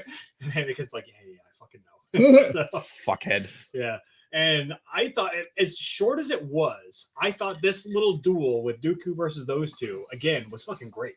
Like, I loved this quick duel up to the point where Anakin, lobs off both of fucking Dooku's hands because he took out Obi-Wan. Oh my God. The fucking scene where he chokes out Obi-Wan and he throws him against the fucking railing and then he brings that railing down on him. So obvious that it's like a little fucking dummy down there. It was like such bad effects. I'm like, why couldn't you just cut before, because Obi-Wan. They had to do that physical effect after like everything. Like, oh, we need something that's going to really show that Obi-Wan's pinned down here. But it's so bad because it looks terrible. Where Obi-Wan's laying there, right, and Dooku brings the fucking that like railing down and it hits him. They should have just stopped it right there, but instead it drops and then it pushes forward, and it pushes Obi-Wan's entire body forward in like one, like where his body doesn't move whatsoever. It's like a stiff. It's a dummy. Like you can tell it's like a fucking mannequin or a dummy or something. It just looks so bad. I thought this when I saw it in the theaters for the first time back in 04 or 05. And I still think it now when I watch it. I'm like, such a terrible scene. Why? It's funny too, because when you're doing the editing for that, like even in those days, you think that somebody would have been like, you know what, that doesn't really look right. Let's just get rid of it. Somebody had to have seen that, to the point where, again, all you had to do was cut, like at the moment where he brings that like guardrail down and boom, it hits Obi-Wan's leg. Yeah. Stop it right there. But instead, when it pushes forward and it pushes that whole dummy forward, it's like, that looks really bad. Yeah. Again, editing, the beauty is in the editing. And that's one where the editor should have just been like, all right, stop. Yeah. Cut the film. Fucking, move on. Yeah. In fact, another wipe. I can remember it. See this DVD right here? For those of you on the YouTube, this is the original DVD that came out at the end of 05.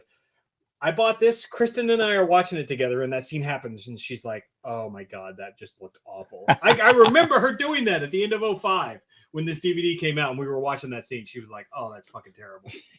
I still remember that to this day. But besides that, this whole fucking lightsaber duel is fucking great. And it's especially cool because you think about where we were at the end of the last movie. And Dooku just like schools these two. He just beats the shit out of them. And still, he just fucking, treats Obi-Wan like a fucking ragdoll and just throws him out and just whatever. I'm done with you. Right. But then Anakin comes back and he, cleans fucking house. Yeah. And he shows Dooku what's what. Yeah. Yeah, I forget what the line is, but he's basically like, yeah, you're not messing with the same fucking kid that you took the hand of. Right. My powers have doubled since the last time we met, Count. Yeah, oh god, this is the beginning of the I want to strangle Hayden Christensen show, because like regardless of the lines, they could be delivered so much fucking better. Yes, but I will say for this movie, his performance was far better than Attack of the Clones. Right. Which we talked about last episode. So this pile of fucking dog shit is way fucking improved than this pile of elephant shit. Febreze on this pile. Well, now you got the elephant shit here, which you can't help but step in, and then you have the dog shit over here, which you can avoid, and it doesn't quite smell as bad. Yeah, but especially that little technique that he used, he like kind of like twists around, grabs Dooku's fucking arms, and just lobs both hands off. No, the sword play is excellent. Yeah. I will say that. I agree with you there. It's this sequence. Did Obi-Wan have to go down like such a bitch? Probably for the sake of the movie, to show that how much stronger Anakin was. Right. And I think the reason is obvious. Whether he knows it or not, he's channeling the dark side. Right. Well, yeah, and Palpatine wouldn't have been able to talk Anakin into just like offing Dooku at that point if Obi-Wan was conscious and right there. Oh, yeah, no way. Like that interaction never would have happened. So, it worked out in Palpatine's favor, obviously. That Obi-Wan was incapacitated. Anakin has Dooku down, both blades right to his fucking neck. And he looks back and fucking basically Palpatine gives one of these. Yeah. The thumbs down. Yeah. And it's like in normal fucking just kill him. Yeah, kill him now. Kill him now. And then Anakin's like, I shouldn't. Do it. And that's Thunk. Boom, boom, boom, boom, boom. Yeah, and that's when we get our first peek of the real Palpatine. They've obviously been trying to keep the two characters separate, like Palpatine versus Sidious, which we always knew. We always knew one was the other. But for that illusion, that he kept them separate to the point where he wouldn't let Ian McDiarmid admit that Palpatine was the Emperor. Like in junket interviews and things like that, like he wasn't allowed to say it until after Episode 3 had come out. Even though I think we all knew, though. we all did know. Yeah. Because, yeah, it was the same fucking actor. Like, he didn't make any bones about it, but I guess it's kind of like pro wrestling, where everybody knows that it's fake, but you don't just say it out in public, right? It's, they try to keep that what they call kayfabe, and they, that's funny. It's frowned upon to break that fourth wall, so to speak. Fair enough. I would have a thought about leadership in a certain unit, but kind of doing the same thing. Okay. It sucks, but you just kind of like pretend like it doesn't. Right. Yeah. That's anyway.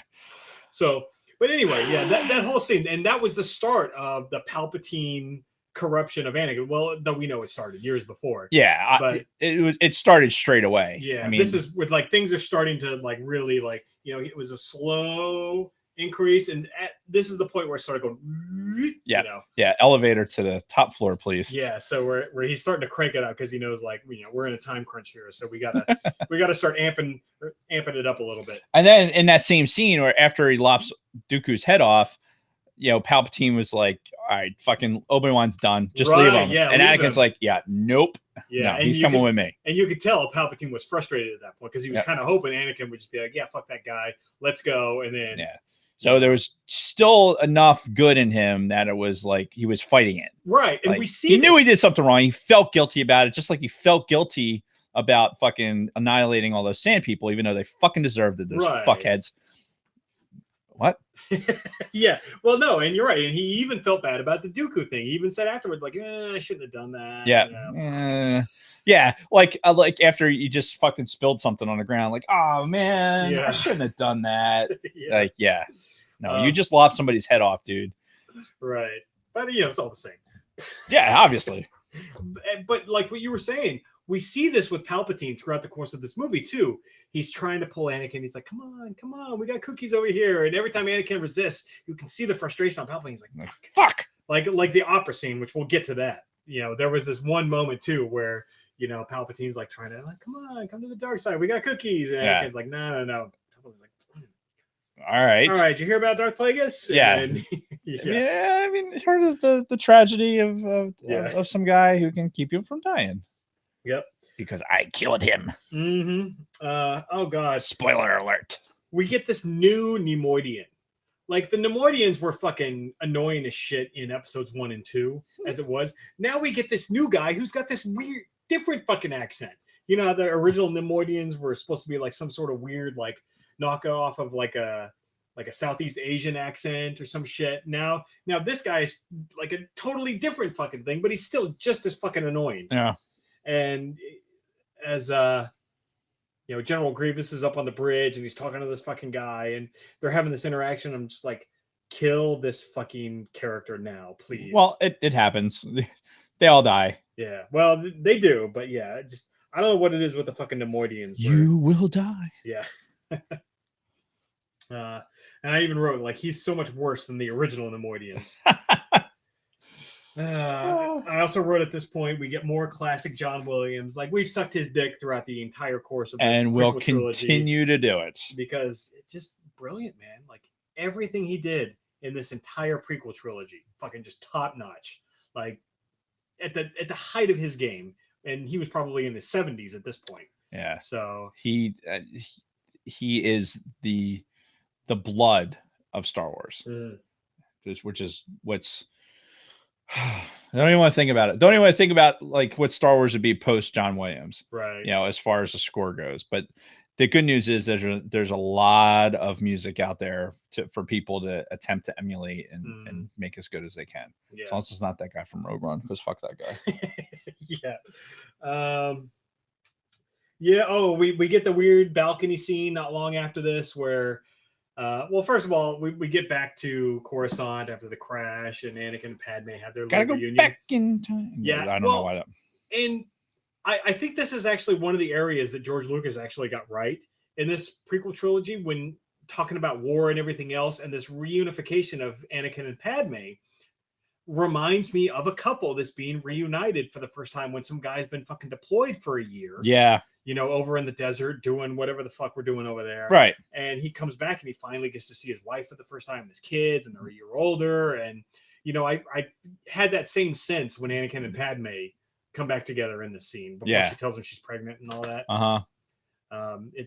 It's one of those areas where I felt Lucas actually kind of nailed it. And then you think about it, this was 3 years after the start of the Afghanistan war, and we were, I think, only a year removed from the start of Iraq. Yeah. So I mean, it was relevant for the times, but it's still relevant today. Honestly, we're still sending guys over there for extended periods of time. Grunt. Yeah, but you know, I feel like he did kind of nail that whole the emotional reunification of the husband and the wife, even though they're doing it in secret. And she mentioned she's pregnant, which, by the way, as I'm rewatching this, we get a lot of scenes where we see Anakin and Padme together in the same dwelling on Coruscant. Like, right. Is this like Padme's apartment? Is he living with her? Does he obviously like, do Jedis have their own apartments on Coruscant? Well, they stay in the temple. Like, is that where they all live? Yeah. Is in the temple? So when Anakin, you know, fucks off to where Padme's fucking, you know, luxury apartment on the Upper East Side of fucking Coruscant. Because he's moving on up. Yeah. You know, like, do the Jedi ask, like, dude, where'd you fucking sleep last night? Or for the last fucking 20 nights since you've been back to Coruscant? Probably not. Only because it still seems like he's not like full-time, like chilling there. Like he might do a night or two here or whatever, but he's a Jedi Knight. So it's not like he's beholden to fucking check in. But it's like every scene we see him on Coruscant, he's always in her fucking place. Well, they're friends, Jason. I mean, yeah, they're just old friends, and Jedis don't have attachments, so why would they? Why would they worry about it? Yeah, none whatsoever. None. Obviously. We get that weird fucking balcony scene that we talked about in the prequel episode of the All Things Star Wars podcast. If you go back, oh god, before episode 1, we had our prequel episode, and we talked about this fucking scene with Anakin and Padme on the fucking balcony, the reshoot where her face looks weird. Both of their fucking hair looks weird. It's just a strange scene altogether. Yeah. She doesn't look right at all. Yeah. Like it just is bad. Yeah. It's like, it's out of place. It's not even an afterthought. It's a fucking, don't say that, Dave. It's out of place. It's out of place. Yes. That's what I was searching for. Right. And it's just like so strange. And all they're talking about is like how much they love each other, and love is blind, and I love you more, and I love you more. And I'm like, why?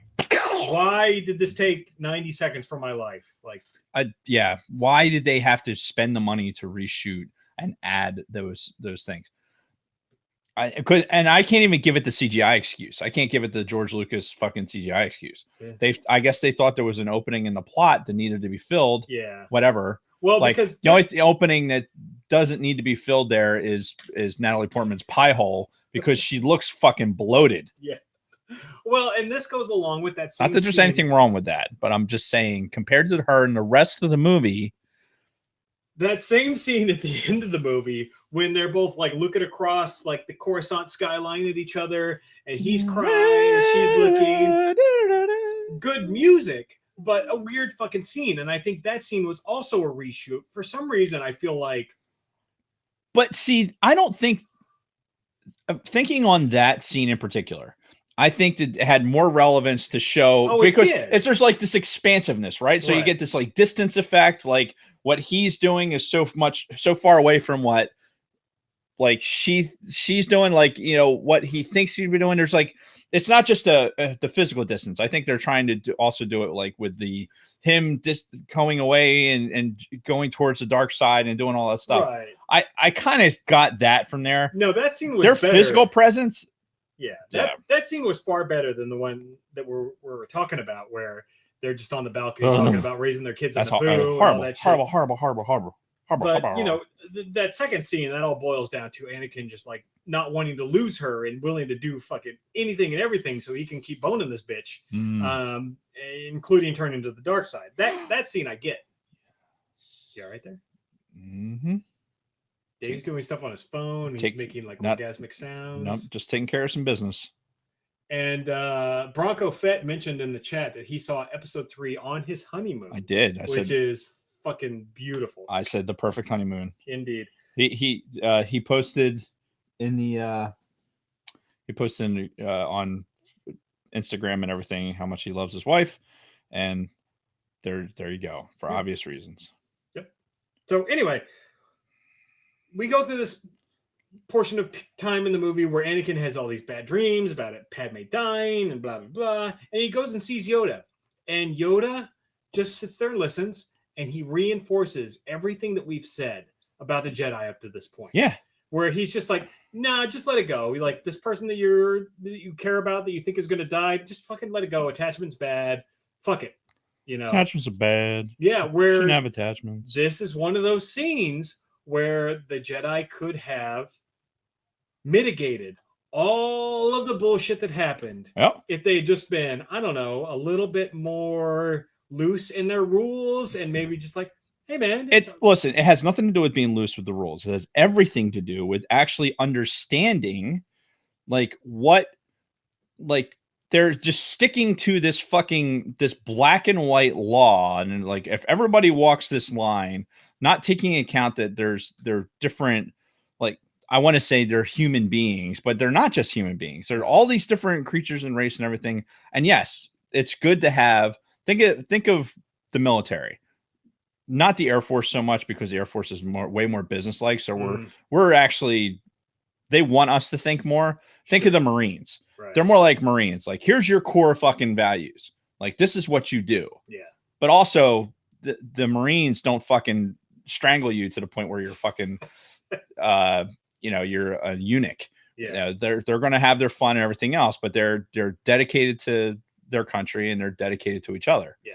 So I think the Jedi, that's the idea, is that's what they want. But in the meantime, and in reinforcing these black and white rules, it almost lends. I think of all the stories that we've read in the past, I don't know, 2 years, all the books that we've read about how these Jedi have had attachments in some form or fashion. Right. The Master and Commander book is an example of that. Like, throughout the entirety of it is you're seeing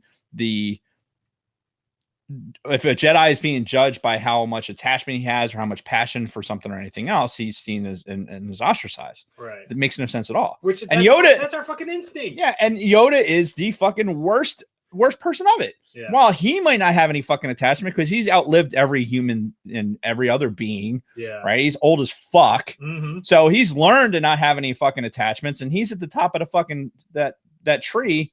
And if that's the standards he's putting out for everything else, because as Yoda does, the Jedi does. Right. Right. So it's not some fucking, democracy. It's look, Yoda's in charge. Yoda is the analog of Palpatine. Yeah. But Yoda has control over far more Jedi, at least early on. Yeah. Until they the culling, and otherwise known as Execute Order 66. And the perfect reason for term limits. It's had they had term limits on, Jedis on the council, then maybe fucking Yoda could have passed that baton to somebody else who had some more progressive ideas. Like, you know what? Maybe it's not so bad to let our Jedi, have some release every once in a while, so to speak. But Anakin goes to Yoda with his fucking problems. Doesn't tell him specifically that it's about Padme or anything, and Yoda's just like, nah, fuck it, no. Let it how go. How does Yoda not know? How does Yoda not know?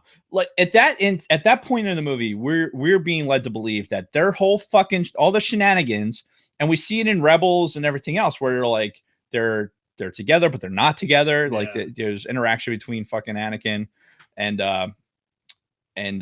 old girl fucking Padme. Thank you. Old girl. Yeah. What? Probably said her name a dozen times already. Yeah. Like, how do they think it's being pulled off? How does Mace Windu and all them? It's like one of those things where it's like, yeah, they're not really doing anything. And it even goes back to, in this movie, there's a scene where Anakin is talking to Padme, like they're back in her fucking super suite on the east side, and moving on up. And he's like, Obi-Wan was here, wasn't he? And she's like, yeah, he was worried about you. So Obi-Wan goes to Padme's house to talk about Anakin and how he's worried about Anakin. You think he doesn't fucking know that there's something going on there? He knows they're stupid. Yeah. So, but I mean, as far as like Yoda and the rest of the Jedi Council, that could go along with the rest of what Palpatine's been doing. He's been like, clearly they've been in Palpatine's office, and he is the Dark Lord of the Sith, and they're like, yeah, this guy's all right. Yeah. Or like, yeah, this guy needs to give up his powers at some point. I think in episode 2, when they're sitting in the beginning after Padme's fucking not even close looking fucking stunt double gets killed, and they're in Palpatine's office, Mace Windu's sitting in there, right? They're basically having the entirety of the Jedi Council is basically in that room. Yep. And none of these motherfuckers can smell this dude. Yeah. Like, he's that good. He's that fucking good at manipulating the Force that all these motherfuckers are clueless. Which, I mean, clueless. And that being said, if Anakin is part of his greater plan, then you would think that he would be shielding Anakin's, desires from them as well. So. This should have been called Episode 3, The Jedi Are Clueless. Oh, yeah. Well, 2 and 3, they were terrible. So, yeah, and again, Yoda just reinforces, like, all the bad shit about the Jedi. Does he, and how does Yoda not foresee...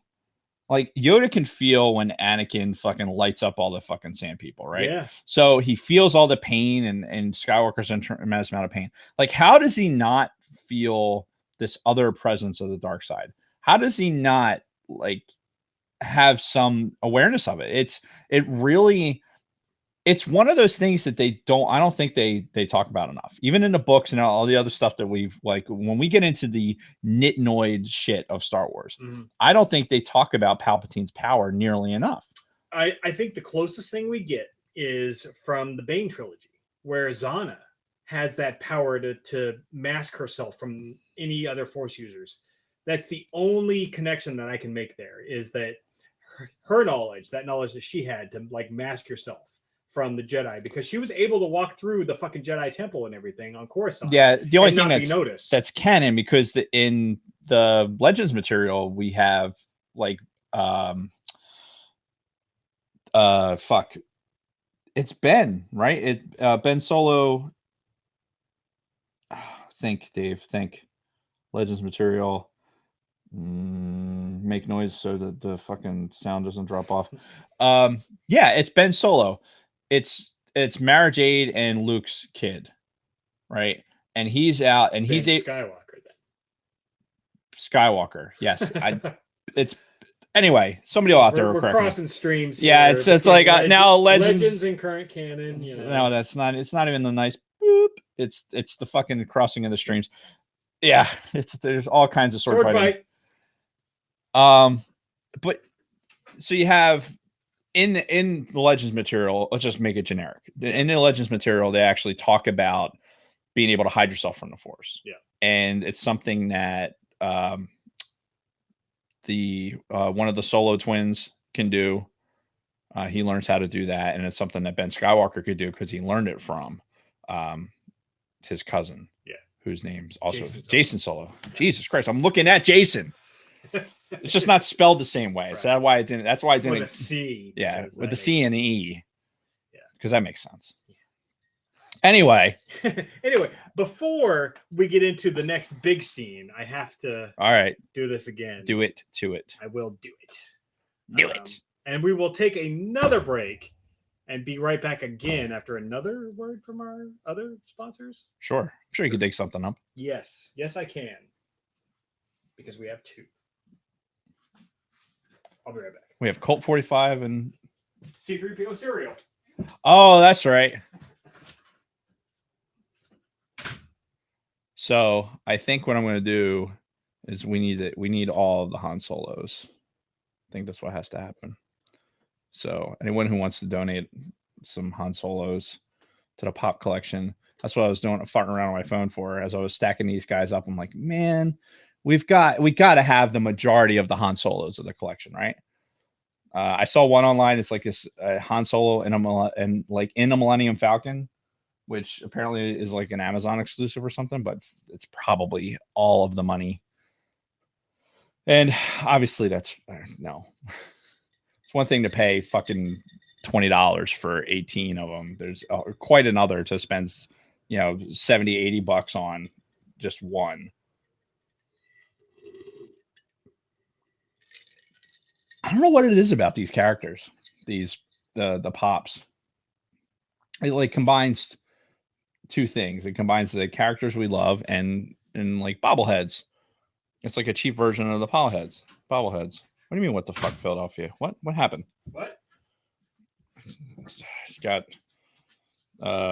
What? hang on. What? Steve-O the Madman. What? Hang on. Let's see.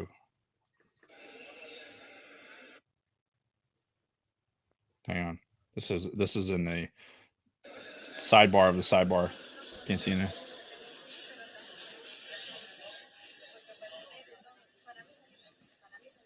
What the fuck is that? Homeboy is getting ready to take a shit on the fucking subway. Nice. Dude. Like on the Dude. train? Holy fuck. Holy shit. That dude's not even paying attention. Yep. Just another day on the fucking subway. It's not Patco. It's SEPTA. Thank God. Yeah. This is in Philly? Like somebody just drops a deuce on the fucking train? Yeah. Look. I mean, it's obviously a stunt. Right. Oh, yeah. And puts the toilet paper out. Solsky, you know we're live right now. I love how it takes to that point. It's as soon as his junk shows up in the picture.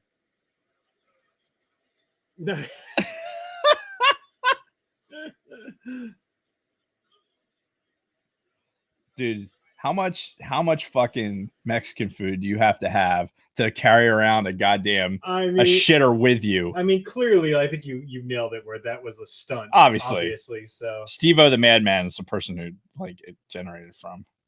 So anyway, that came out of the Galactic Refugee Caravan.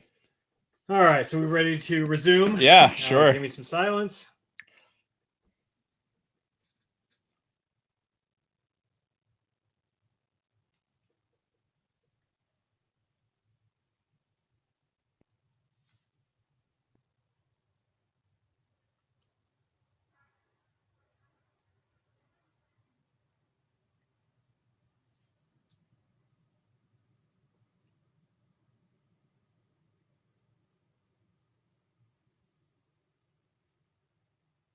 And we're back again. Speaking of subways. Yeah. For those of you watching on YouTube, you could hear the train go by as we were getting ready to resume. So anyway, the opera scene.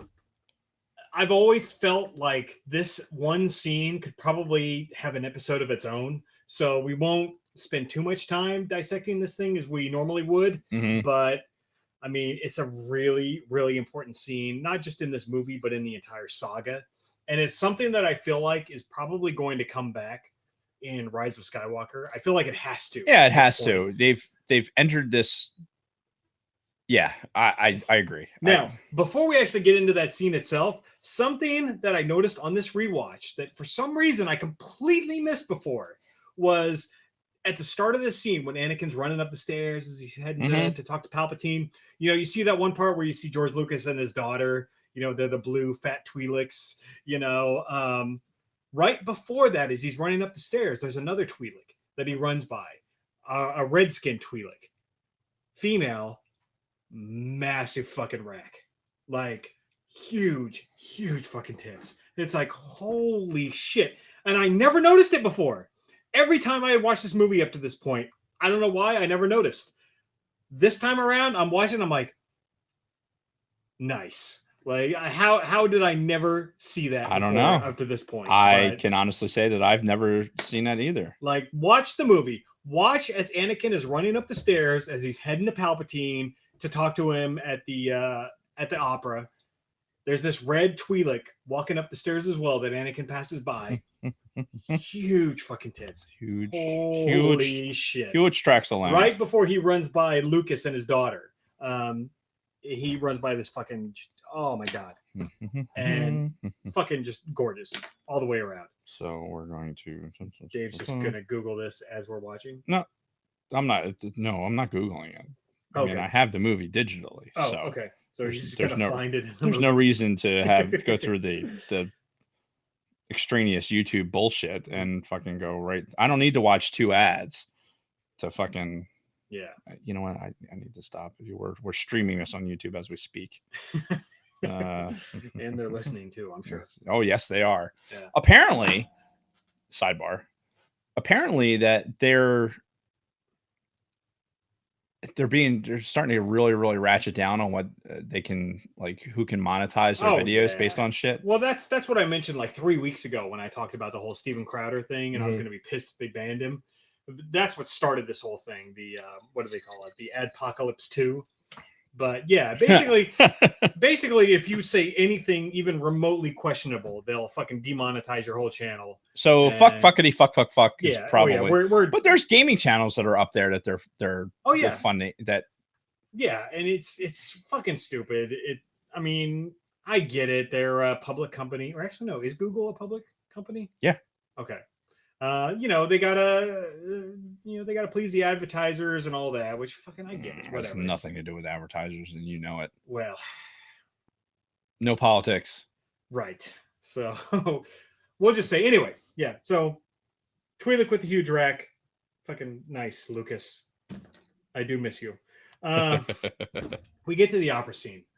He was an appreciator of tits. He was, yeah, like with episode 2 with the Natalie Portman nipple shirt and everything else. Big boob nipple gun. Yeah, or he told Carrie Fisher in episode 1, yeah, I can't. There's no bras in space. Yeah, no bras. Sorry, Carrie, you gotta go braless. Yep. Oh, that's good shit. And the funny thing about that, another sidebar, is I've seen Carrie Fisher make reference at least 3 times to sleeping with George Lucas to get the part, like jokingly, of course. There was the roast that she did of George Lucas himself, like they did it for like the Screen Actors Guild or some shit. Just Google it on YouTube. Yeah, just type in Carrie Fisher roasts George Lucas, and she goes out there and like her last line was, if it wasn't you that I got the part from, then who's that guy that I slept with? You know, that's right. You watch Scream 3. She had a cameo in Scream 3 where she played an actress who wasn't Carrie Fisher, but was like, a sister from another mother kind of person. Right. And they made reference to that. And she's like, I went for the part of Princess Leia, but who gets it? The one who sleeps with George Lucas, So she's made reference to this many times. So fucking funny. Yeah. Such a shame to have lost her. I know. Like Carrie Fisher, greatest sense of humor in the world. Fucking, she was just the best. Anyway, we get to the opera scene. Starts off with basically Anakin telling Palpatine, like, we've engaged General Grievous, blah, blah, blah. Nobody cares. Yeah. Palpatine has him sit down. And then as soon as he tells Anakin to sit down, he turns to the rest of his fucking entourage and is like, leave us. Which is a callback to Return of the Jedi, where he looks at the 2 fucking Crimson Guards and goes, guards, leave us, And he said it in that same voice, too, which was fucking great. And then, he goes on and they're having this back and forth about the Jedi not trusting him. And, Palpatine goes on this long diatribe about how the Jedi, they want to take over the Senate and they want to take over the government of the Republic. And, Anakin's, he's not quite buying into it. Like he knows he should not listen to this and he should kind of resist and be like, the Jedi, only care about others and blah, blah, blah. While Palpatine's trying to, pull him to the dark side. And this is that moment where I told you, like, he gets to this point of frustration with Anakin where Anakin's like, the Sith only care about themselves. Fuck that. And Palpatine's like, all right, I got to pull out the big guns.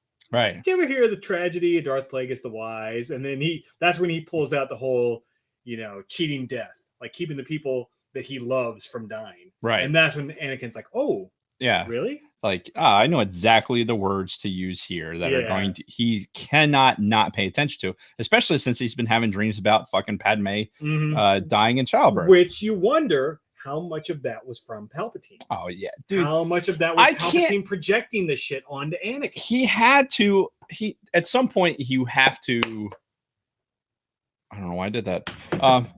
At some point, you have to wonder everything. Yeah. Everything that was going on with Anakin had to have been somehow projected. Like Anakin's subconscious was fighting the Emperor the whole way, hence like him not coming to the dark side sooner.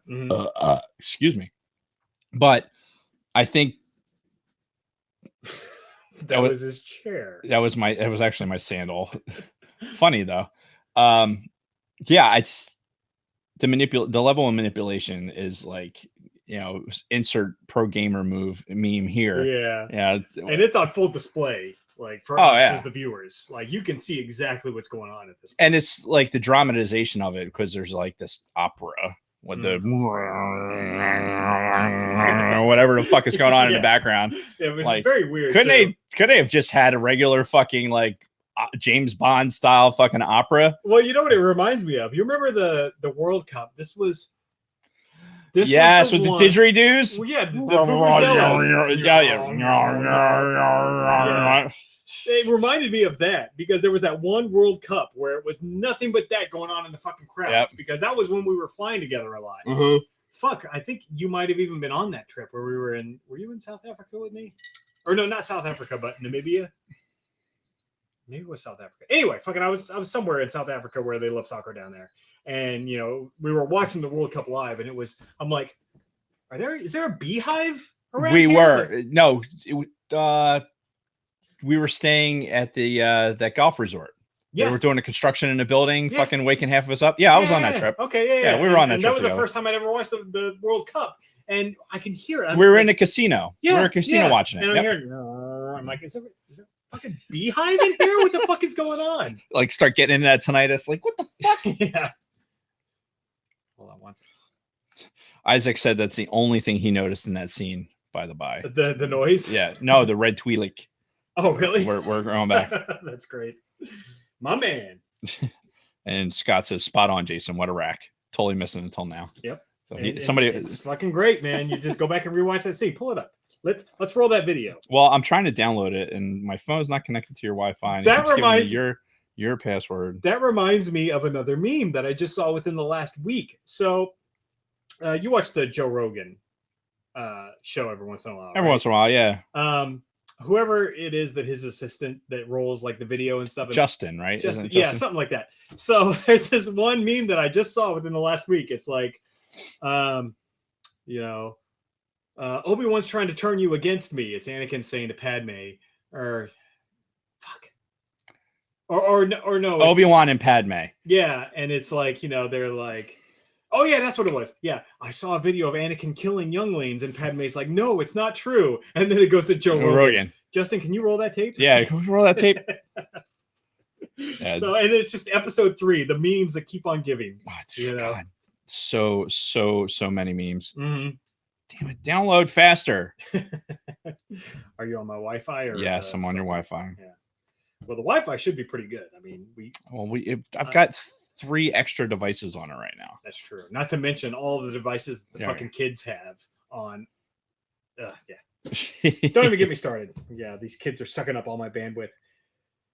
So anyway, this opera scene, and I really think we could spend a whole episode breaking down every single sentence of this opera scene, because so much going on here with the story of Darth Plagueis, and then with just Palpatine manipulating Anakin, just like, turning the conversation exactly where it needs to go to plant that seed to get Anakin to make that final turn to the dark side. He's not quite there yet, but this is the beginning. And I think even more than this scene, the scene where Anakin goes after Grievous has been killed, where he goes to Palpatine's office, which, by the way, was another great meme that I saw. But where he goes to Palpatine's office and he's like, all right, General Grievous has, been destroyed, blah, blah, blah. And this is where Palpatine finally reveals everything to Anakin. Yeah. The meme that I saw, though, like, hola. Hello. Thank you. You're welcome. So the scene starts off with Palpatine looking at this red, like, holographic screen, right? As Anakin walks into the room behind him, and then his chair turns. The meme is that same red screen, except it's the Pornhub logo at the top. So basically, like, Palpatine's watching Pornhub when Anakin walks in, and then he turns around. But it's in that same font and that same style of, like, holographic red screen. There was another thing that was out. It was, speaking of Pornhub, it had like time to 50 million viewers or something like that. Uh-huh. And it had like, Facebook was like 3 years and Pornhub was like 19 minutes or some shit like that. I believe it. I can't isolate that scene. Yeah. Son of a bitch. You can't just like scroll the bar. No, it's like it's being all fucking shitty. God damn it. All he wants is to see. All I want to see some red Twi'lek titties. Yeah. And you can't get there. Sons of bitches. One of you in the chat, take a screenshot and then post it into the private Facebook group. And maybe by the end of this episode, we can pull it up. Yes, do it. Do it. Do it. So after the opera scene, we have this scene where Obi-Wan goes to is it Utapau at this point? Where he, not to be confused with the place that we've been to many a times. But it's like literally Utapau. It's the Utapau system. Yeah. Oh my god! So again, that takes us back to so many memories. Yeah, God. Just ping pong's a fun game. What? Nothing. That's gonna be in the book, by the way. Oh, is it? Yeah. Oh, God. Anyway, Obi-Wan stops at this planet in the Utapau system, which it's kind of a throwaway scene, but he lands and he basically lands at the FBO. And this is again takes me back to our previous lives where we were flying around the world, just stopping at random ground handlers, and like he lands on this fucking platform. They run up, they start fueling his plane, and he's talking to the handler at the bottom. He's like, "Oh, can I get some fuel and whatnot?" In addition to fucking wars brought me here and blah blah blah. But like the only thing that I honed in on was the fuel stop. Was something else supposed to be happening during that? No, I didn't think so. Yeah, no, but it was the whole fuel stop thing that like really just kind of struck me in that scene. But and then after that was the famous. He crawls up, he's spying on fucking Grievous and the Separatist leaders and all that. The famous scene where Separatist leaders leave, General Grievous is still down there. He drops down, fucking lifts his head up. Hello there. And then General Kenobi. And this is where I think the mythos of Obi-Wan, how he is as a younger man. Forget everything that happened as a Padawan. Right. This is like what everyone loves about Obi-Wan Kenobi. He has this like playful side. He's like kind of a dick, honestly. Yeah, he's got this like playful, like kind of like I know I'm gonna beat you in this fight, so fuck you. Might as well have some fun. Yeah, I'm gonna fuck with you a little bit. Yeah, and kind of like Spider-Man. Yeah, in that sense. Not afraid to like Indiana Jones style, fucking pull a fucking blaster out and fucking use that. Yeah, as the guy's like, yeah, straight. That's one of my favorite Indiana Jones scenes ever. But anyway, yeah, like in that one like 2-second segment of this movie has also taken on a life of its own. You talk about memes and everything else. Oh God, the hello there, just by itself. And they even played on this in the Clone Wars TV series, because when you go back and listen to our previous episodes, I think this was fucking season 1 of the Clone Wars. There was a point where Obi-Wan was doing something and fucking Grievous drops down and goes, "Hello there." And Obi-Wan turns around, General Grievous, it's I don't know what. It's a self-fulfilling prophecy. It's awesome. Well, and it goes back to Obi-Wan's first line in A New Hope. After he scares off the fucking sand people and all that, R2 comes up and he lifts his hood up and goes, "Hello there," to R2. And that was Alec Guinness's first line in episode 4. So I don't know if it's that connection that people are so like hung up on, but maybe. Again, I was so maybe even that happens by accident, Yeah, but it's one of those things where it took on a life of its own. And the hello there thing is fucking everywhere, So but yeah, I had to write that down because hello there, General Kenobi. Then we get the second scene, and I think this is better than the opera scene. After watching it over again, the second scene where Anakin goes to Palpatine, red screen, turns around, I think this was better than the opera, when Palpatine starts telling Anakin like, "Hey, the Jedi Council don't trust you. let me help you learn the subtleties of the Force. And this is when Anakin's Right. like, well, how do you know the Force? Well, my mentor taught me everything about the Force, including the nature of the dark side. And then we have this back and forth with Anakin and Palpatine. And this is where Palpatine's like really turning up the manipulation to where he's like, he's basically exposing himself. Yeah, because like he was being subtle before, but now he's just like, fuck it. Yeah, there's no subtlety to it. He's obviously a Dark Lord of the Sith. Yeah. But knowing that Anakin's desire to fucking save Padme is what's going this is going to win. Driving force. Yeah. Like that's this kid's coming back. This him. kid's coming back, and everything will work out as I foresaw it. Yeah. Foresaw it. And that was it, man. Foresaw it.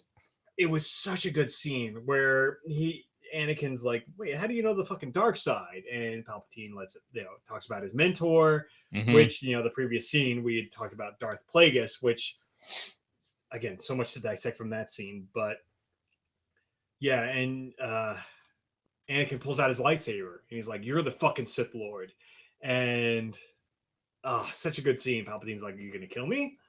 And Anakin's, I'd certainly like to. And then Palpatine goes like straight up Emperor. Yeah. I know you would. I can feel your anger, and just, so good. I fucking love this. And that's why too, it's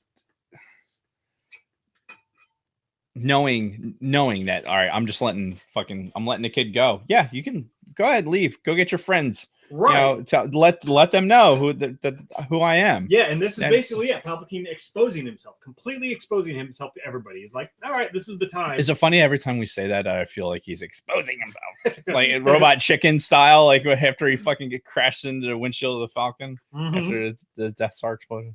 Anyway, so many Robot Chicken connections with this one too. Yeah. Go for Papa Palpatine. Yeah. Look at that handsome guy. Didn't always look like a boiled hemorrhoid.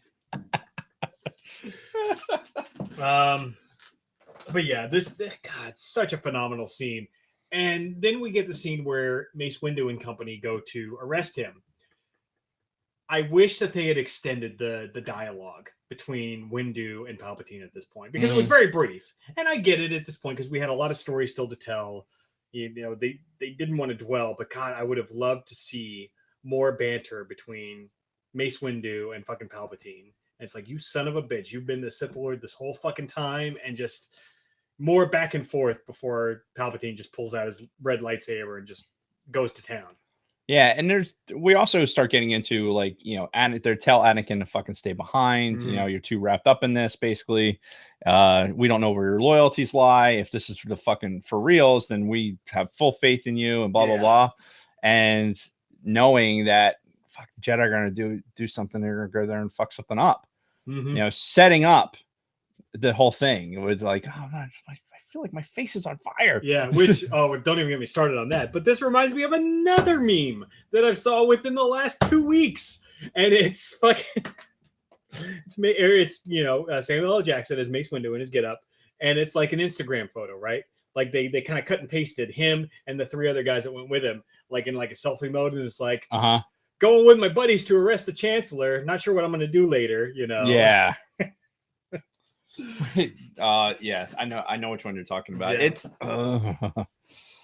so many memes. Yeah, and I'm then just gonna leave it at that. Like the scene itself, it's very anticlimactic, which reminds me of another meme where it's like trained as a Jedi your whole life to finally face your first Sith Lord, and it's like fucking Green Tentacle guy and the other 2 fucking guys that were there, and it just shows the Palpatine like cutting them all down individually. Yep. Done. Yeah. Kit Fisto and who was it? The brown Twi'lek, or the brown Zabrak, right? And that other weird. I thought it was alien. Kit Fisto. Isn't that Kit Fisto? Is the green guy with the tentacle? He wasn't. I thought he was there. He was there. Okay. It was him, the brown Zabrak, and then that other weird alien guy who with the horns, who was the same, was the same species as the one chick from the Bane series. We're gonna go with it. Yes. I can't. I'll with the horns, the big horns. Yeah. That is not helping at all. Yeah. just go ahead. What was that motion again? Like that? Yes. Like you're horns. milking an elephant? Okay. Yeah, and it's just funny because like 4 of them went there, and within 4 or 5 seconds, Palpatine cuts 3 of them down, just like nothing.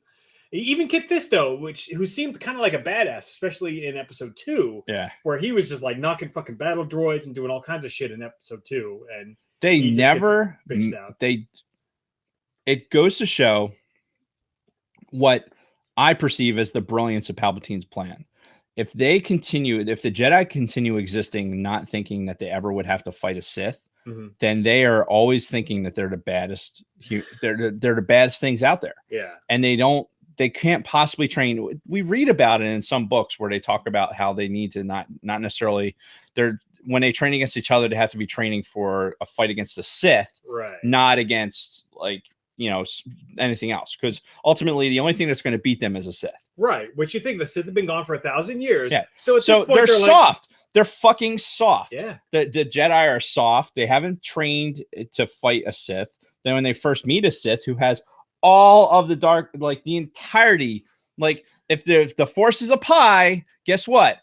Fucking Palpatine's got all but one piece of that pie. Yeah, and the other piece is half eaten and has Yoda hair in it.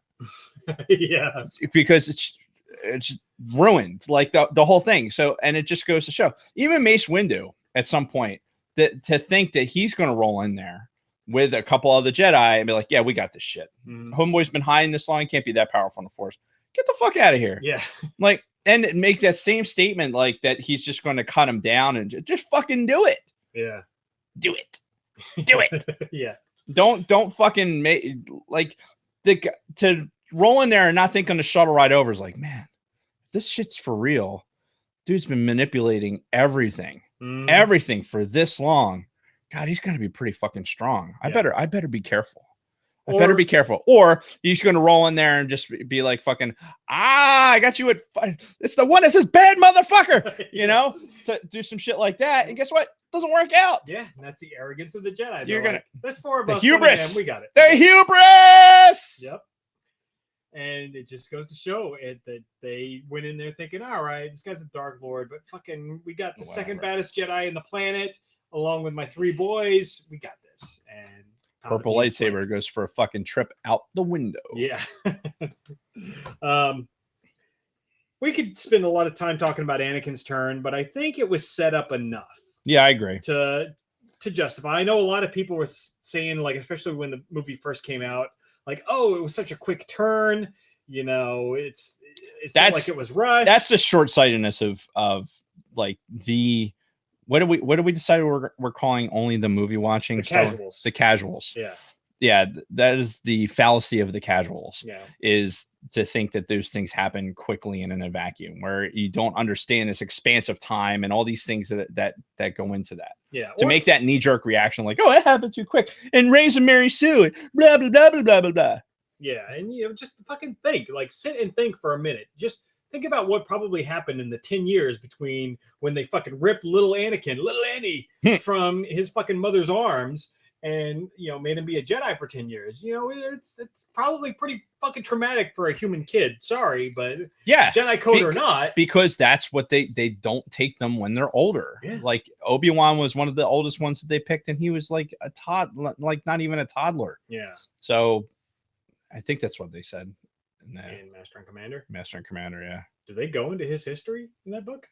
For Obi-Wan? Yeah. Yeah. Really? Yeah. Nice. I gotta listen. Why are you not fucking? Yes, listen to Master and Commander. Fun. Lots of things. Anybody, lots of things. While you're in the car, the things you could be doing is listening to this fucking book. If nothing else, don't lecture me, Obi-Wan. Okay. I see through the lies of Audible. Oh, I don't fear the pay side as you do. I don't know. Nah, I don't know either. But regardless, you need to fucking or somehow you need to digest this book, because there are things that I want to talk about that I cannot, because it will ruin it. Okay. And God damn it. I'll get there. Do it. It's on the agenda. Anyway, so Anakin's turn happens, and it was pretty good. The thing that I didn't like about the Anakin turn to this day, I hate the fact that Lucas felt like he had to do the whole face scarring of Palpatine, like in this episode. it was explained away enough in the expanded universe and everything, where it was just like, Palpatine, even though he wasn't that old, his use of the dark side kind of corrupted his body, and it just like made him look like a fucking boiled hemorrhoid by the time we got to Return of the Jedi. I didn't think that we had to do the whole fucking lightning back into his face and in one shot go from normal old senator to fucking just the dark side, So here's where I differ from you on that one. That when that happens and he goes back into the Senate and talks about how he was scarred. Yeah. That scene rectifies that. You know what I'm saying? Like you can't have this, like you can't, this aged him prematurely over an expanse of time. Or he got all the force lightning back into his fucking face. Yeah. And that's what had done it. One way or another, you have to figure out like how did this go from being a normal human looking person to this person that we see in A New Hope or in Empire Strikes Back, right? Isn't that where you initially see it? Ian McDiarmid doesn't show up until Return of the Jedi, but I know what you mean. Yeah, so you see this image of the Emperor, and it's like, and it has the heavy creases, the eyes, and everything else. But I mean, again, this is like 20 years later after these movies. Like he could have just aged like that naturally. I didn't have a problem with it as much as you're having a problem with it. Yeah. I think only because later on, like I didn't like what it looked like. Yeah, I think it looked like shit. Honestly. Yeah, it didn't look good. But when he gets into the Senate chamber and talks to it, and like it almost makes sense as to why you have it as a part of the thing, right? If you're the chancellor and now suddenly you go into hiding because now I look like this, it's a very convenient reason to do it. Sure. You're not going to be the chancellor Valorum out there who's going to be stepping out and giving speeches and everything else. No, you're all fucked up. Like, so no, you're not going to go out there and show yourself. Yeah, make sure you check Facebook. What? Scott coming through. So this is again. How did I not see that? Exactly, right? Like I'm watching it this time around. I'm like, oh man, and that's not like, no offense, Scott, but that's not even the best angle. Like if you take that either like half a second before or half a second after, when you can see like the whole fucking rack on display, it's like, oh man. This is basically the same outfit that Ulu is wearing. Yeah. Ula? Yeah. Is wearing the top anyway. Who the fuck? Anyway, thank you, Scott. Yes, thank you. Well done. I'll be looking at that the next time. File footage for later. So after all of these scenes, the only thing that I have written down at this point, even though a lot happens in between, is the high ground, because we get the whole montage of Anakin going to the temple, killing the younglings or the yinglings, as the meme would say. This is why I got the yingling today, by the way. Is it really? Yeah. For that setup right there? I saw a tape of Anakin killing yinglings. Wow. Yeah, I'm dedicated. That's what it is. I see that. Nice work. Yeah. There's all kinds of shit that happens in between. The thing that I was probably the most disappointed about with all of this was the Obi-Wan and General Grievous lightsaber duel. Right. Mm-hmm. So we get this scene, right? We're led to believe that Grievous has some sort of fighting abilities. We know he's collecting all these lightsabers, and then we get to this point where Obi-Wan, hello there, and he pulls out the fucking lightsabers, lights up 4 lightsabers in his 4 fucking arms. Right. Grievous does. And I'm watching this in the theater. I'm like, holy shit, this is about to get fucking real. Right. And it goes across like a fart in church. It's Obi-Wan just cuts off 2 of his hands, and then they fight for a little bit, and then they both jump on speeders and like start chasing each other. Right, which is Grievous standard, because that's what he does. Right, because he's a bitch. Yeah, he fights for a second and fucking runs away. Yeah, so it was built up to be this fucking holy shit, this is amazing, to Obi-Wan really not having a problem with him and his 4 arms and his 4 fucking lightsabers. Very disappointing.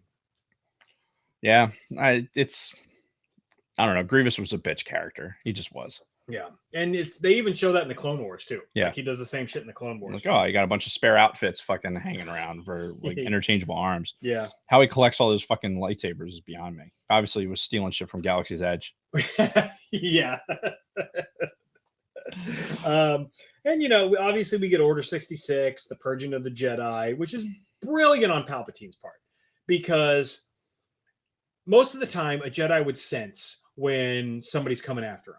Right. Another user. The clones, they've got these like very narrow minds that very just like kind of following orders. Yes, exactly. So you get conditioned to that, and you just don't think, okay, well, these guys are no threat, right? Whatever. You sense them in the Force, and then you only sense them as allies, so that they move into the background. Yeah, and then you have this quick turn. Palpatine issues this Order 66, and they're like, okay, boom, And when as soon as the Jedi starts to sense that, like, wait a minute, something might be, oh fuck, no, yeah, Big Booby's dead. Yeah, which that Ayla Sakura fucking death scene, it's so fucking just retarded. She just like looks around and she's like, oh, it's like, come on, can you be more dramatic?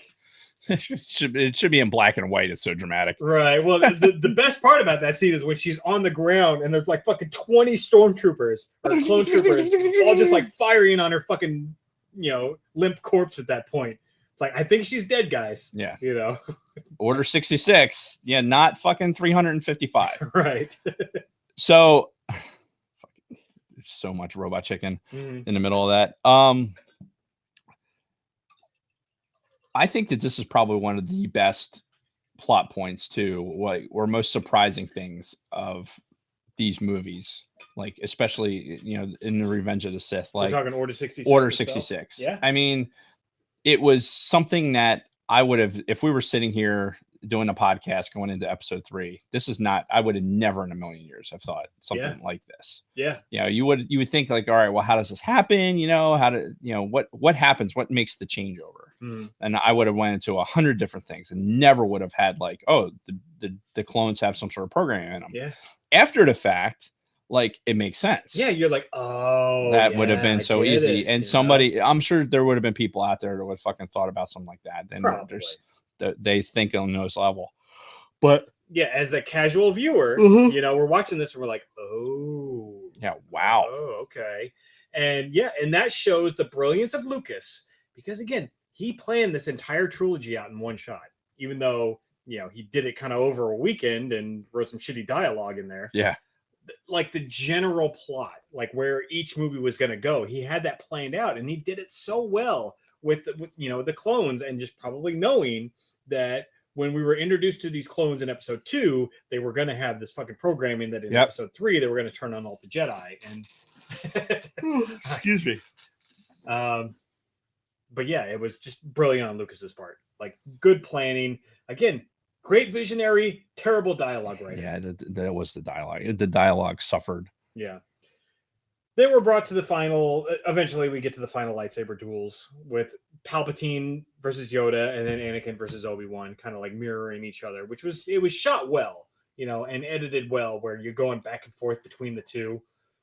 Not much really in the way of stakes for either of them, because we know all 4 of these characters survive, and the only one that really gets the shaft at this point is Anakin, because we know he's going to get fucked by Obi-Wan, and he's going to eventually become Darth Vader. But we know Yoda survives, we know Palpatine survives, we know Obi-Wan survives. Well, I think I came away from the theater on the initial watching really thinking about this. Well, I think I've said it on the pod before that my aha moment coming out of the theater was like, this entire fucking thing is about a broad. Yep.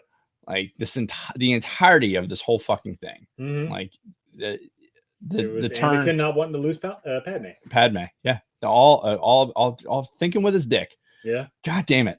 But I mean, honestly, you think about it. You think about human nature. That's probably not that far. Absolutely. The fucking Greeks and the Romans and every other fucking part of any civilization would say the same thing. Mm-hmm. But that's a whole nother podcast. Yeah. What I was going to say before that, my brain. Why is my brain not working? God damn it. All about a broad. No, how do we make Darth Vader? Yeah. right? How does Anakin become Darth Vader? And it's this where the contrived high ground, again, insert every fucking meme ever here. Mm-hmm. The loss of his other arm, and his legs, and fucking pulling himself out of the fucking lava and shit, and and having enough of the Force to be able to sustain himself and become, live long enough to get picked up and saved by the Emperor. Yeah. Like, oh, I came and saved you, and I put you in a leather outfit. Yeah.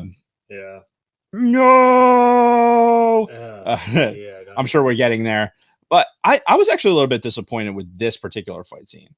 I thought that there was moments of the lightsaber battle between Anakin and Obi-Wan I thought were really good. Yeah. But I think probably the episode 1, the fight scenes with Maul, still beat this out. Right. From a story perspective, this has a way more meaning. Obviously, Right. the paralleling of Yoda, like you said, of Yoda and Palpatine fighting, and I thought that was a lot of fun. You're looking at it, it's like, fuck, Yoda's going in there to take out this dude, and I threw the Senate at him.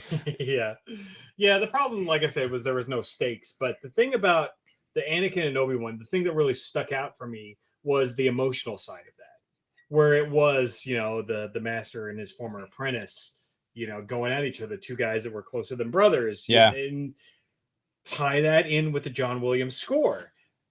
Going back to when we saw the concert last year, where it was the John Williams concert, and they played this thing, the Battle of the Heroes. Right. And the conductor got up there and he talked about the emotional aspect of this, where it's, these two guys who've been side by side for over a decade.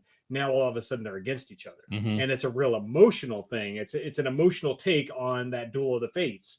And that was the only redeeming part I found in all of this. It got a little extraneous with some of the weird shit they were doing, like swinging on ropes and hopping on droids, and then the high ground. But that emotional factor was the only saving grace in this for me. What if it would? Can you imagine how deprived we would be of memes if the high ground had not happened? Oh yeah, we'd have lost a lot. We would have lost a lot. Even just dialogue between each other, we would have probably lost a lot. Yeah. Or Robot Chicken. Yeah. It's not the high ground way. But yeah, it's Magic Steve. What's up? Who's Magic Steve? Does it really matter? No, apparently not. Now, unfortunately, your timing is terrible. Because we're just about wrapping it up. Yeah. Anyway, Anakin gets his limbs lobbed off, and that's where we get Vader. The Padme dying of sadness. I don't even know what to fucking say about this. That's so fucking dumb. I really, really hope at some point in current canon they explain it to where some fucking Nemoidian poisoned her, like back at the arena on Geonosis, and it's like a 3-year fucking poison that eventually runs its course at the time she gives birth. Because the dying of sadness, you talk about fucking memes, they're everywhere. Like the one where it survives a fall from a fucking transporter onto a fucking desert dune and then rolls down the fucking dune. Not a scratch. Gets sad, fucking dies. I can't with this, because then that throws into fucking chaos the whole Leia thing from Return of the Jedi. What do you remember about your mother? Oh, very little. She died when I was very young. What you meant to say was she died when you were like a minute old. Well, but obviously, they I just don't think they did a good job. I mean, and I put it all in Lucas. Yeah, he wrote. It's like he knew where the timeline for her started. Yeah. So if you're going to make continuity between your fucking stories, like at least get to that point. Yeah. You don't have to kill Padme off right away. No. Or maybe you do. Who knows? I mean, we could talk around it. I'm sure they could fucking contrive some sort of bullshit that was like, well, she's really remembering is her original foster parents, and then like, Space Jimmy Smith's fucking his old lady divorced, and then this other new broad came in, so it's like, was she my real mother? Like, no, as a matter of fact, she's not. You were adopted. Boom, boom, boom, boom, boom. Well, have a good day or night. Thanks, Steve. Hey, day. We're still in day. Good afternoon. Yeah. Afternoon. Days are running long these days. Yeah. Yes. Yep. Yeah. Sun doesn't like go all the way down until like 9 p.m. nowadays. What time do you think it is right now? It feels like it's late as fuck. It does, but I bet it's like 4. It's like 5. Holy shit! Yeah. Really? Yeah. God damn. We've been at this for a while, actually. Didn't you get here at 2? 2-ish. Yeah. Holy fuck! Has this really been that long of an episode? Oh, I gotta watch. Holy shit! Wow. Okay. Well, we haven't done an episode in a while, Yeah. so we had an extra week of shit to banter about. Indeed. And 18 fucking Funko Pops. That is true. So here's my final take on this movie. As we watched episodes 1 and 2 this time around for the podcast, I was invested. Steve's in Austria, by the way. Oh, nice. Magic Steve. Oh, nice. Very cool. Excellent. Indeed. Yeah. Have I been to Austria? I can't remember if I have or not. I feel like we have. I can't remember. We used to travel a lot. Yeah. I cannot remember if I've been to Austria.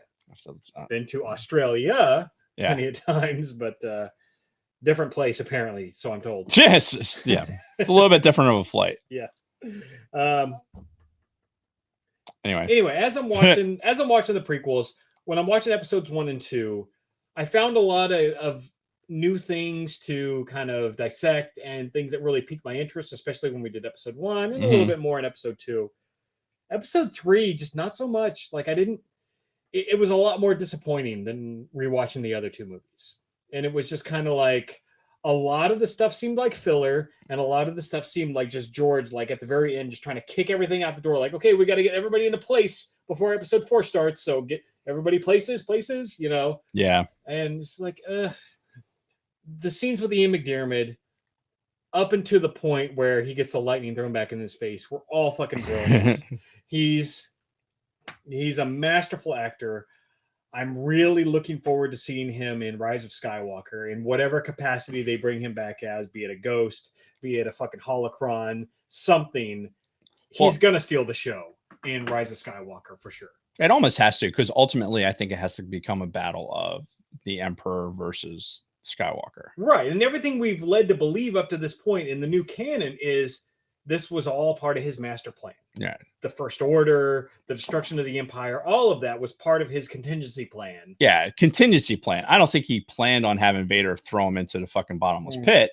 However, I think that he had a plan B just in case some shit like that happened. Yeah. Like it was a possibility. Right. And it was a risk. Yeah, and which is why I was so inclined to take another look at all of these prequels, because I really do feel like we're going to get a ton of reachbacks in episode 9, because they've said over and over again, this is the end of the Skywalker saga. It's going to complete this 9-movie saga. Mm-hmm.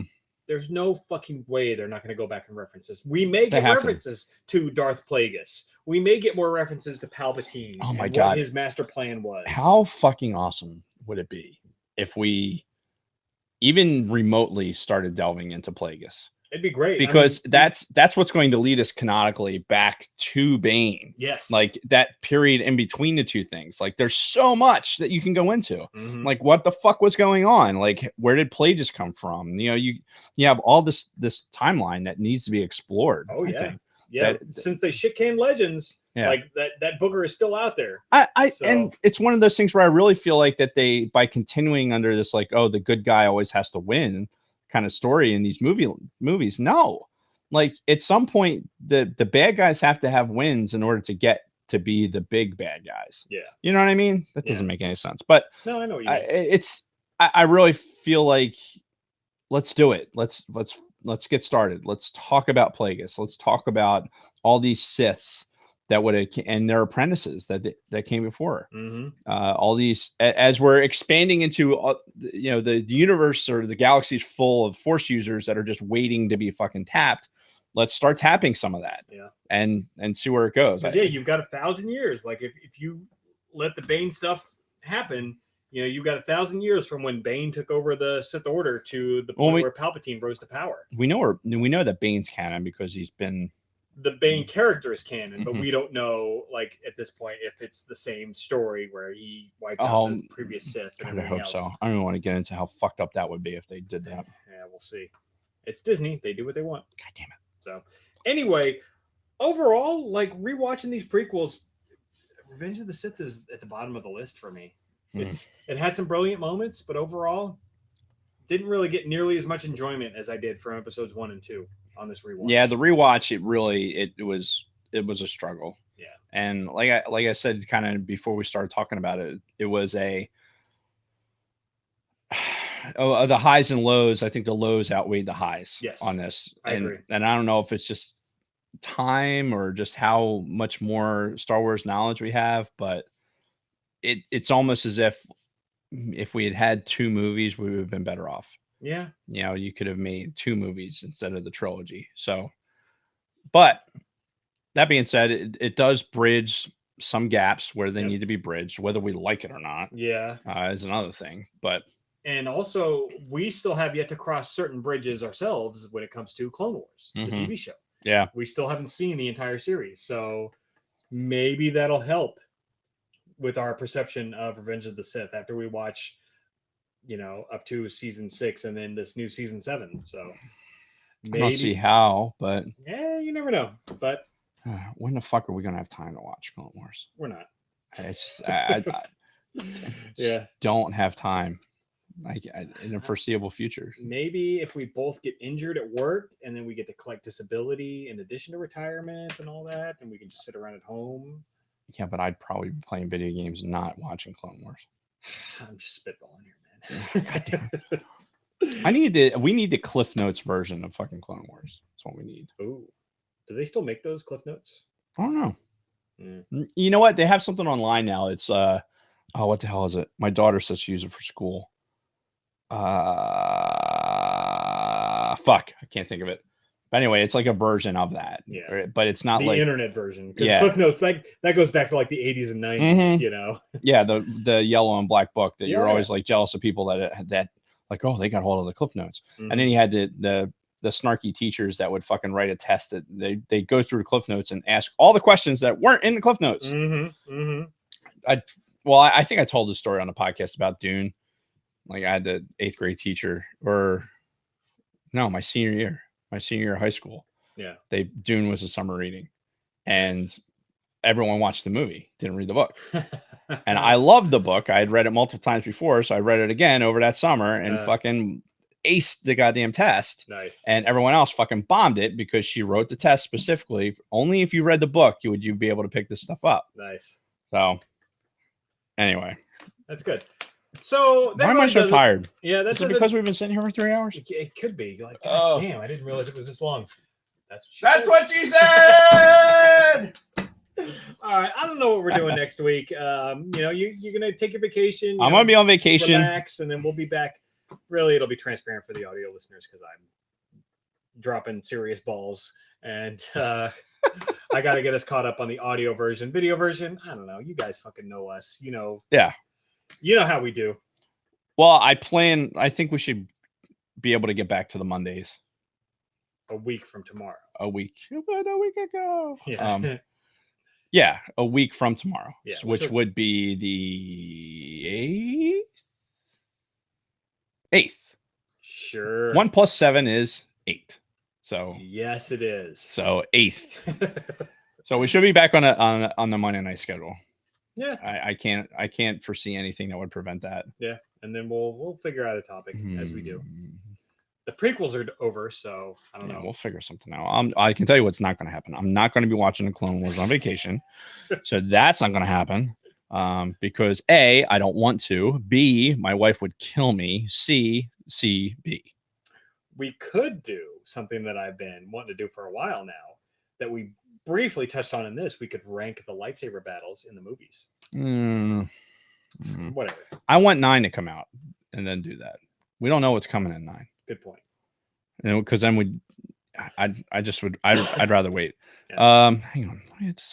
Something's happening on the 8th. Just double check. No, it's not in the book. If it's not in the archives, then it doesn't exist. Whatever, you arrogant bitch. All right, so that's it. Good idea, Scott. We will probably do that. What? He wrote in the chat. Anyway, that's all. We're out. Glad to be back in the swing of things. Though I do have to work tomorrow, which I'm not looking forward to. But I don't. I have a 3-day work week. I'm Yeah. off Thursday and Friday and Saturday and Sunday. It's one of those probably max leave for most people. Yeah, so, a lot of people are going to be gone too. So hopefully it'll be slow. Slowish. No shenanigans. No fucking posting of guards or any other fucking thing. Oh, God. I waited until he had 4 beers before I brought that up. Yeah. If anybody ever tries to get you to be an SSO for a military unit, say Don't no. do it. Don't do it. Don't do it. Do not do it. Anyway, that's all we got. Thanks everybody for joining us. Sorry about the week and a half, 2-week break, but shit happens. It was good for me. It was, like I said, a nice way to recharge my batteries, kind of get back into the flow, and now I feel normal again. Good. I feel like I can get back to business as usual. There you go. I just needed that time off to fucking just perfect decompress. All right. Well, I'm sweating my nuts off. So we need to get that AC back. So we need to get out of here. Thanks, everyone. And thank you, Dave. And until next time, may the force be with you. May the force be with you. A little better. So. Now, it has been a while, but I think we have one other thing to say. Okay, now what do I click?